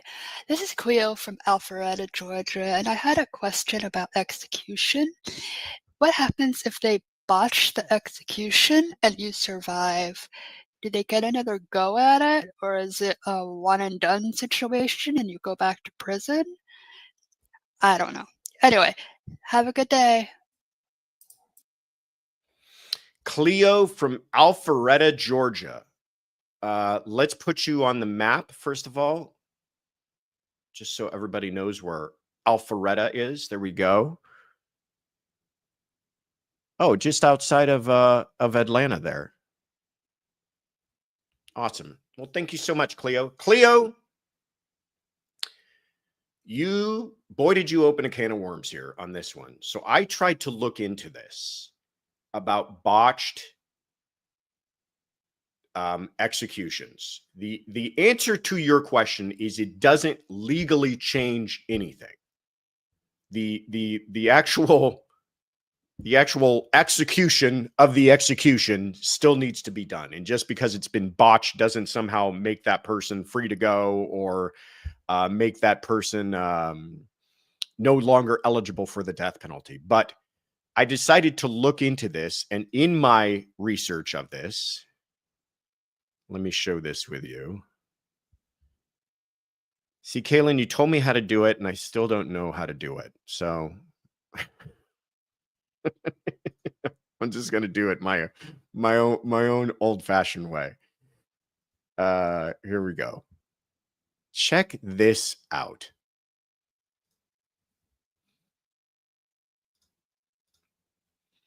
This is, if you guys want to go on a really morbid rabbit hole, check out on Wikipedia. They have a list of botched executions. How many would you guess? Before I show you this list, how many would you guess botched executions take place? Way more than I thought. So this is before the 1900s. And a lot of these happen to do with, I guess, your definition of botched. I guess botched is where it just took longer than intended. A lot of these are, a hanging that took 20 minutes. I guess that is considered botched. I mean, we're not all talking about people who survived these things, but just executions that did not go quickly and painlessly. Here's a firing squad died from bleeding 15 minutes after shots, but they all missed his heart. I mean, just horrible stuff. Now we get into the 20th century. We're dealing with the gas chamber, just horrible, gruesome story, one after the other. Not all in the US, by the way. Some of these are taking place in other countries. 21st century. I mean, this just blows my mind all the way up until, 2024 is the last entry here for Thomas Eugene Creech. Lethal injection attempted. The execution was called off after the medical team failed to establish an IV line for the lethal injection drugs. So I was going to try to highlight some of these stories, but it just became way too much. Like I said, if you're having trouble sleeping and you're not listening to 550 says, or 50 says Michelle, whatever it is, it's a lot. If you're having trouble sleeping and you're not listening to your John Douglas book on tape, go ahead and look up the list of botch executions on Wikipedia, and boy, oh boy, will it give you some time, a way to spend some time. Allie B from Tennessee, thank you so much, says, here's another boost. You are amazing and your mods are top notch. They all give such a warm welcome. Thank you for providing such a safe and kind community and being so knowledgeable. Have a blessed day. Oh, Allie B from Tennessee. That did give me a boost. And big shout out to Kaylin and Tiffany behind the scenes for being so fantastic. And to all of our wonderful mods who I'm going to thank again, but I'll go ahead and do it right now because why not? To Afton and Sonia and Kathy and therapists, you guys are all fantastic and what makes all of this run so smoothly. I can't thank you enough, and I can't thank you, Allie B, enough for the very kind words there. All right. Have we had enough with botched executions? Should we move on? Let's do it. Kaylin, it requires me to do technology again. Here we go. All right.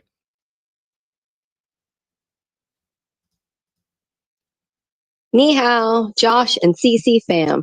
This is Rebecca, and I'm calling from Taipei, Taiwan. My corgi Bobs and I listen to Sunday Funday every Monday morning while I'm getting ready for work. And the other day, I think it was Tuesday, my husband sent me an article that said that sadly a man had been found deceased, but was stuffed in a suitcase.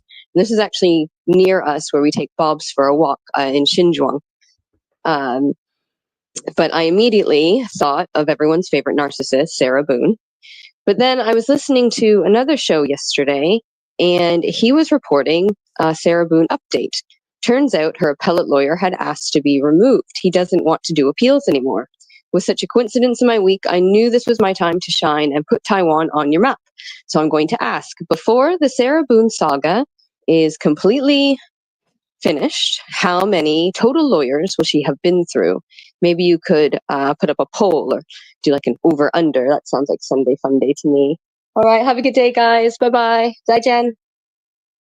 I love this. Rebecca, I'm so tickled that you called in from Taiwan. How amazing. Let's put Taipei on the map.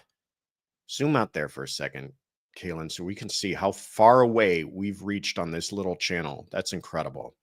Amazing. Look at that. Thank you so much, Rebecca from Taipei, for calling in.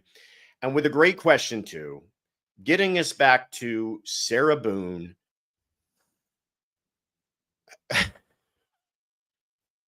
What can you do with Sarah Boone? What can you say that hasn't been said? Talk about people who are delusional or psychotic or evil or bipolar or whatever the heck they are.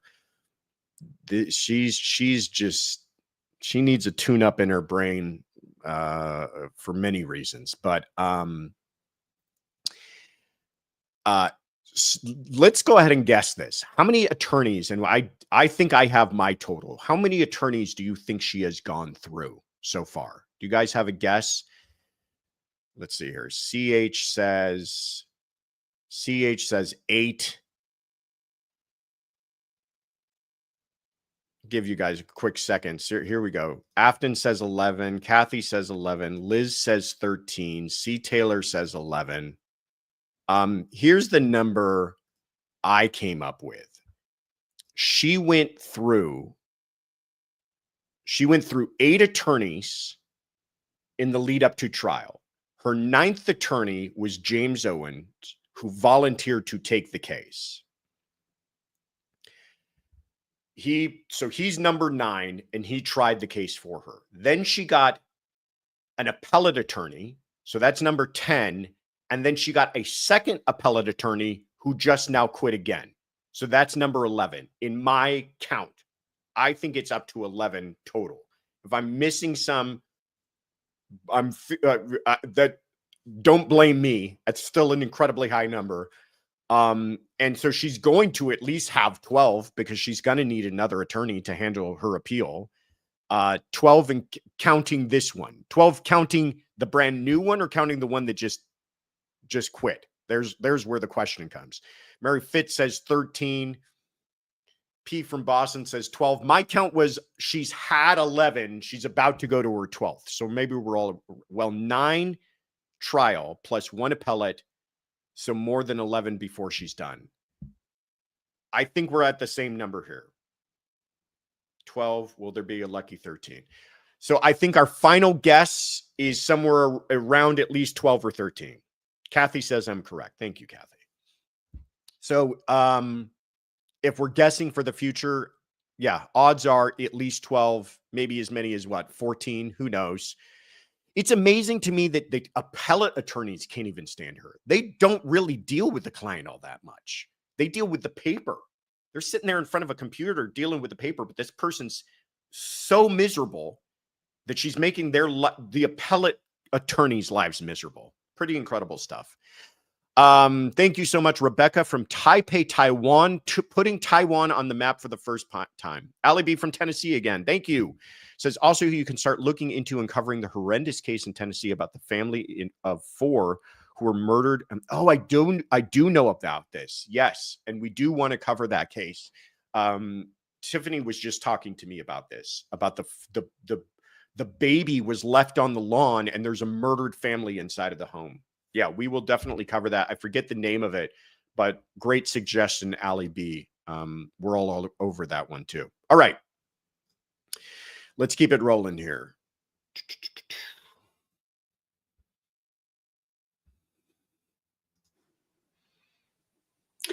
Good morning, Courtroom Confidential family. My name is Tracy. I'm calling from San Marcos, California. And I'm calling this morning regarding the case about Laken Riley, who was the lovely nursing student who was unfortunately savagely killed as she was jogging on the campus of her university. My question was regarding the defendant who was convicted, Jose Ibarra. And if I remember correctly, it was a bench trial. And he was convicted, and then now I believe he is serving life in prison. However, I'm seeing that his attorneys, which perhaps are new appellate attorneys, have now asked the judge for a mental competency exam for him. And I don't understand how someone would go through a trial pre-trials for several months and then go through the trial and it's never brought up. And then now after he's convicted, it's brought up. And I believe it's the same judge who presided over the trial who has then now allowed for this competency exam. So what are the chances that indeed he will be granted a new trial? Because I just think it's horrible for the family to have to relive what was done to Laken. So thank you for your time, and I so much appreciate your channel. Tracy, thank you so much for the question. Tracy from San Marcos, California. Let's put you on the map. Oh, that's where San Marcos is. I don't know why I was thinking of somewhere else. Kind of a suburb of San Diego. Is that what it is? Thank you so much for the question. Great question. Talking about the horrible, horrible murder of Laken Riley by a man named Jose. Oh, there she is. Beautiful. Just out for a jog. Horrific case. Horrific case. Out for a jog, gets accosted, gets murdered.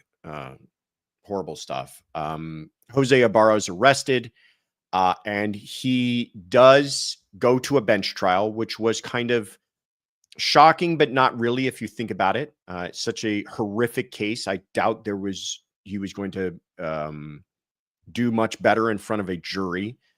Probably his attorneys thought there was more legal arguments to be made here than anything else. But here's to Tracy's question. Recently, he has asked for a mental competency exam, and that has been granted by the judge.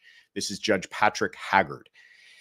He said recently that the mental competency of Ibarra has been called into question, and this court has found it appropriate for an evaluation to be conducted at the public expense. Here's the issue with this. That was brought up ahead of time. His competency was raised as an issue before the trial. So I don't know why now the judge is feeling that it's important to do. But the judge, before the trial, did not order a competency hearing and did not find him incompetent to proceed to trial. Again, remember, competency is very different than, say, sanity or a mental health defense. Competency has to do with a very low threshold of, do you understand what's happening? Do you understand who your attorney is? Do you understand who the prosecutor is, who the judge is, what you're accused of?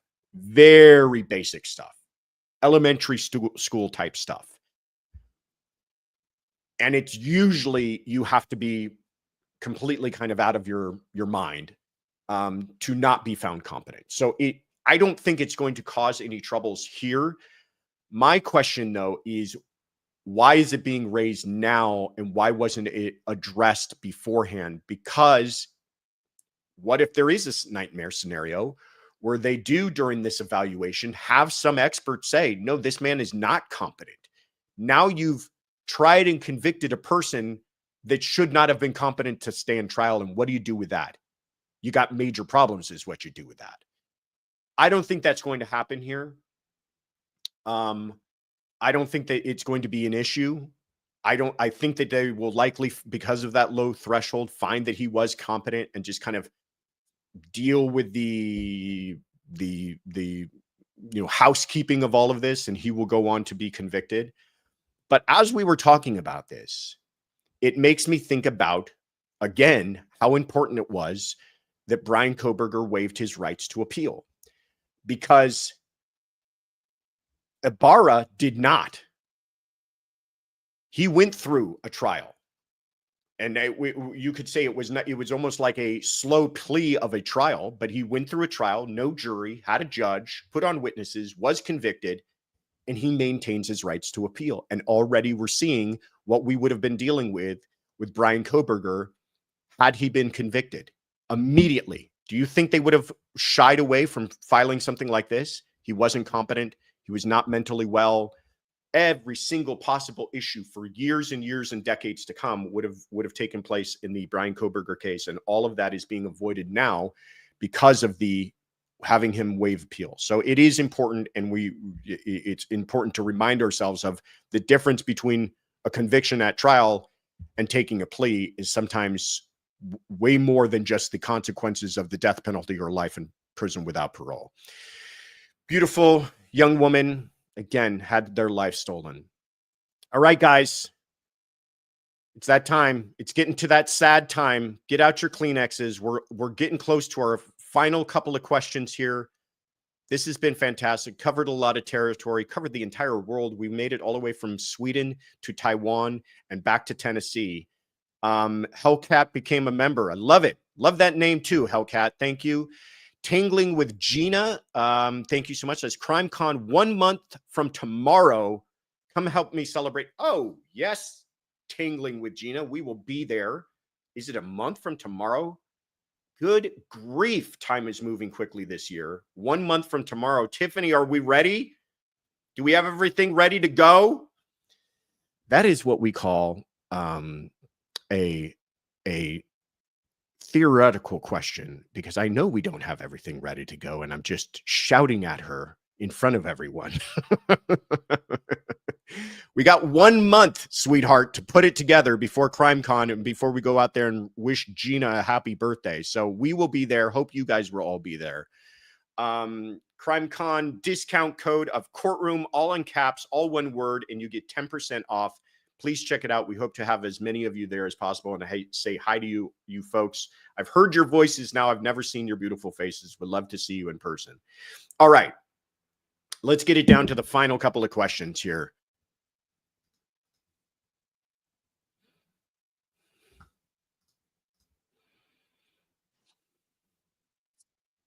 Good morning, everyone. This is Jana in Clemens, North Carolina. My question is, what are the chances that BK will stay in Idaho? Is there a chance that he will be moved to somewhere closer to his family in Pennsylvania?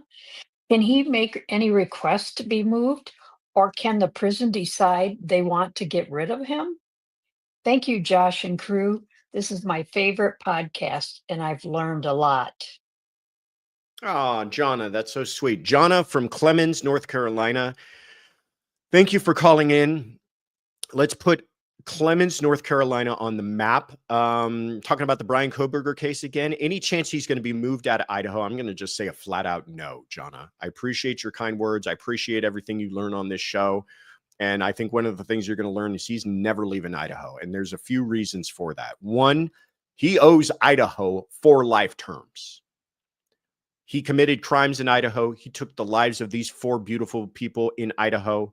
Again, we're talking about Kaylee and Madison and Ethan and Xana, beautiful people on the cusp of starting their bright, bright futures, had their lives robbed from them by this shameful coward of a monster in the middle of the night. And Idaho is not going to let him not do his time. Idaho demands that. And the other reason for it is Pennsylvania don't want him. Why do they want to pay for it? They do. Why do they want to house this person, feed him 3 meals a day, allow him a shower every other day or whatever it is, give him a place to live for the rest of his life? They don't want to do that. Believe me, Idaho's happy to hang on to him, close to his family, not how it works. If they lived in Idaho, maybe he could have a request, but I think there's only one Supermax in Idaho. So he's staying exactly where he is in a 23-hour-a-day lockdown. I think I've heard reports that they get an hour of yard time, and that's not even guaranteed that it happens every day. He's going to have a very miserable, sad experience for the rest of his life, and I hope that is also a very lonely one that doesn't include a lot of people trying to continually bring up his name and give him more attention than he deserves. These are the people who deserve the attention, and these are the people that deserve us talking about and remembering them. All right, guys, for our last question to bring us home for today, we're doing something a little bit special, a little bit different. And that is because I was contacted by Roberta from Moore, Oklahoma. Let's go ahead and put Moore, Oklahoma on the map because Roberta deserves that. And Roberta has been married for 40 years. She has 4 beautiful kids and 7 beautiful grandchildren. And she wrote me a handwritten note. And she says in that note, "Hey, sorry, but I don't use a computer and I don't know how to type. I write notes." And in her note, she told us the story about how she had pneumonia not too long ago. And it went on for a couple of weeks. And that can be very dangerous stuff. And as she was recuperating from pneumonia, she found out about the YouTube app on TV. You watch. I know that many of you watch this through television. We get the kind of statistics, and people are watching on their computers and their phones, but they're also watching on TV. And Roberta didn't realize that YouTube wasn't just a bunch of cat videos, but that it also included shows like ours. And she started watching Courtroom Confidential from YouTube and is a fan and a follower and is supporting us, but doesn't know how through her TV to ask us a question or leave a voice message. But she says, I do know how to write a letter. And so she wrote us a letter, and it was very kind and very sweet. And she had a question. And her question was dealing with Bryan Kohberger. We have heard about the injuries that he may have had. There were some recently released police reports that talk about classmates of him saw him with unexplained injuries to his face and hands that appeared to be scratches. And there was this idea that, ooh, was it, perhaps nail scratches? Were they unexplained? He said it was from a car accident. We know he wasn't involved in a car accident. But Roberta, you may not be all that tech savvy. You may not be a computer whiz, but I will tell you that you are definitely a keen detective, because Roberta said, well, what about the thumbs up selfie? In the thumbs up selfie, which was taken, we now know, to be within hours of the murders taking place, we don't see injuries to his hand, at least in the hand that we see there, or at least in the part of his hand that we see there, and we don't see injuries to his face. Very, very keen observation, Roberta. Great point. Which made me think, I've always wondered about this picture. There's many bizarre things about this picture. He's wearing earphones, bizarre. He's in his bathroom in front of the shower, bizarre. He's taking a selfie, like with the camera pointing at him rather than pointed into the mirror, which you would think would be why a person would take a picture in the bathroom, bizarre.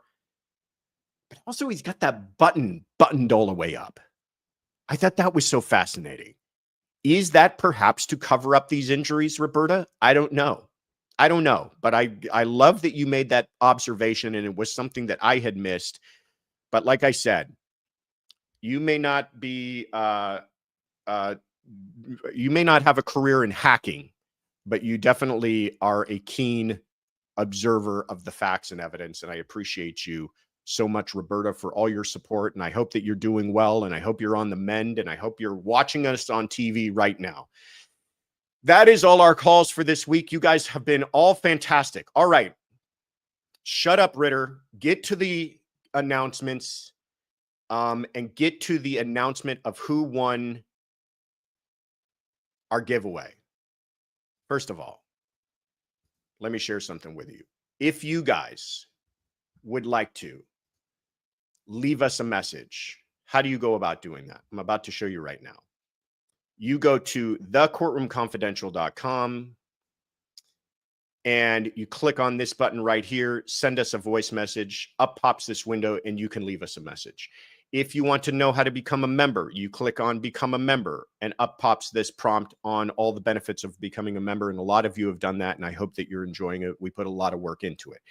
If you want to shop for some merchandise, for instance, what do I got on today, Tiff?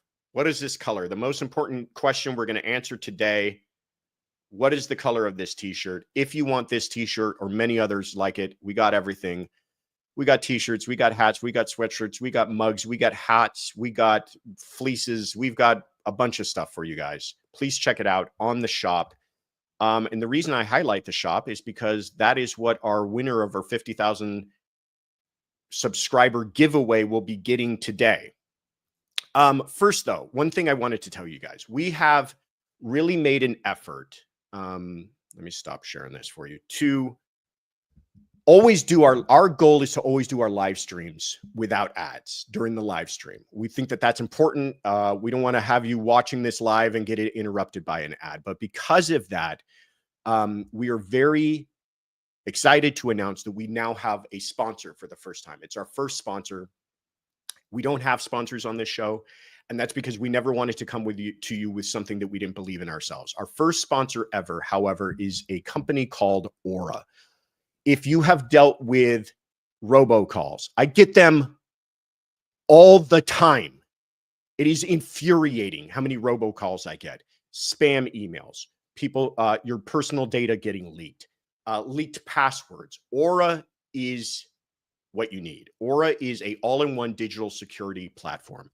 They give you alerts on if your data has been released. They give you a VPN. They give you an antivirus. They give you a password manager. They give you ID theft insurance. They have US-based support.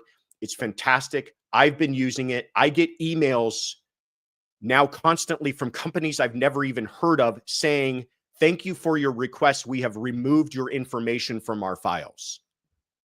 That's because Aura's been going out and doing that work for me. So It is our new sponsor. It is a way that we can bring you these shows ad-free. And the way that we're doing that is that Aura is willing to give you guys a 14-day free trial. So if you sign up at aura.com/courtroomconfidential, you get a free trial to try it out, check it out. I hope that you do. It's free. It's a great product, and it's a great way to support the show. So please check it out, everybody, when you get a chance. What you missed on Saturday, we had our weekly roundup where we talked about James Craig and the Ali honor killing case, and Brandon Banfield, a case that we haven't talked about all that much, which is also fascinating. And then we talked a little bit about Shanna Gardner. So check that out. Stay tuned for tomorrow, Monday. We're going live, 5 p.m. Pacific, 8 p.m. Eastern, and it's all still TBD. At least you know that guy's going to be there. Don't know about a guest, probably just going to be me. What are the cases we're talking about? I'll take suggestions, but we're going to be talking about something, and that'll be at 5 p.m. tomorrow night. Wednesday, though, we do have planned out for you. Wednesday, we are having, is she still here? Gisela from Grizzly True Crime will be back on live, which is the middle of the night for her, but she's so nice that she wanted to join us live. And we're going to be talking about a couple of cases that she's been following closely, including the case of Kevin Ellis, where his he murdered him along with his sister, Catherine Rastelli, and her mother, Tracy Grist, murdered Catherine's husband, Matthew Rastelli. If you can follow all that web already. But Gisela, as you know, does the research, follows everything. All the Grizzlies in the house. Please join us on Wednesday at 5 p.m. Pacific, 8 p.m. Eastern. We'll be talking about that. Kay Schmidt, thank you so much for gifting some Courtroom Confidential memberships. All right. Drum roll, please.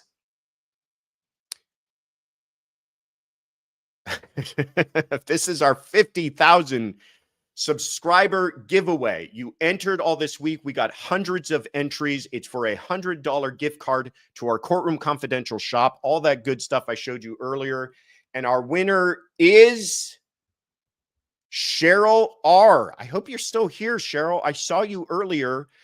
Thank you so much, Cheryl. Cheryl, for all your support, for being a loyal subscriber and always in the chat.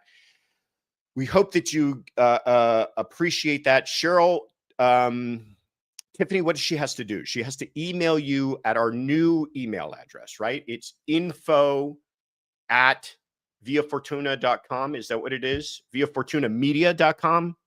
Yes. Somebody put that up in the chat so that I'm getting it right. Email Tiffany at info@viafortunamedia.com, Cheryl. Get in front of a computer, Cheryl. Collect your $100 gift card.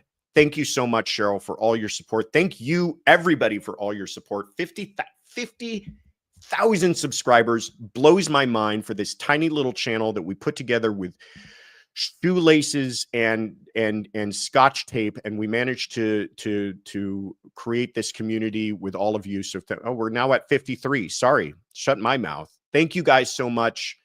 Really appreciate you. Thank you so much to Kaylin and to Tiffany for keeping everything working. To our mods, Afton, Sonia, Kathy, and therapists, for doing all of the incredible work that you guys do. You're all fantastic. I hope that you have a wonderful rest of your weekend, a wonderful rest of your Sunday, and I appreciate you all so much. Take care, everybody.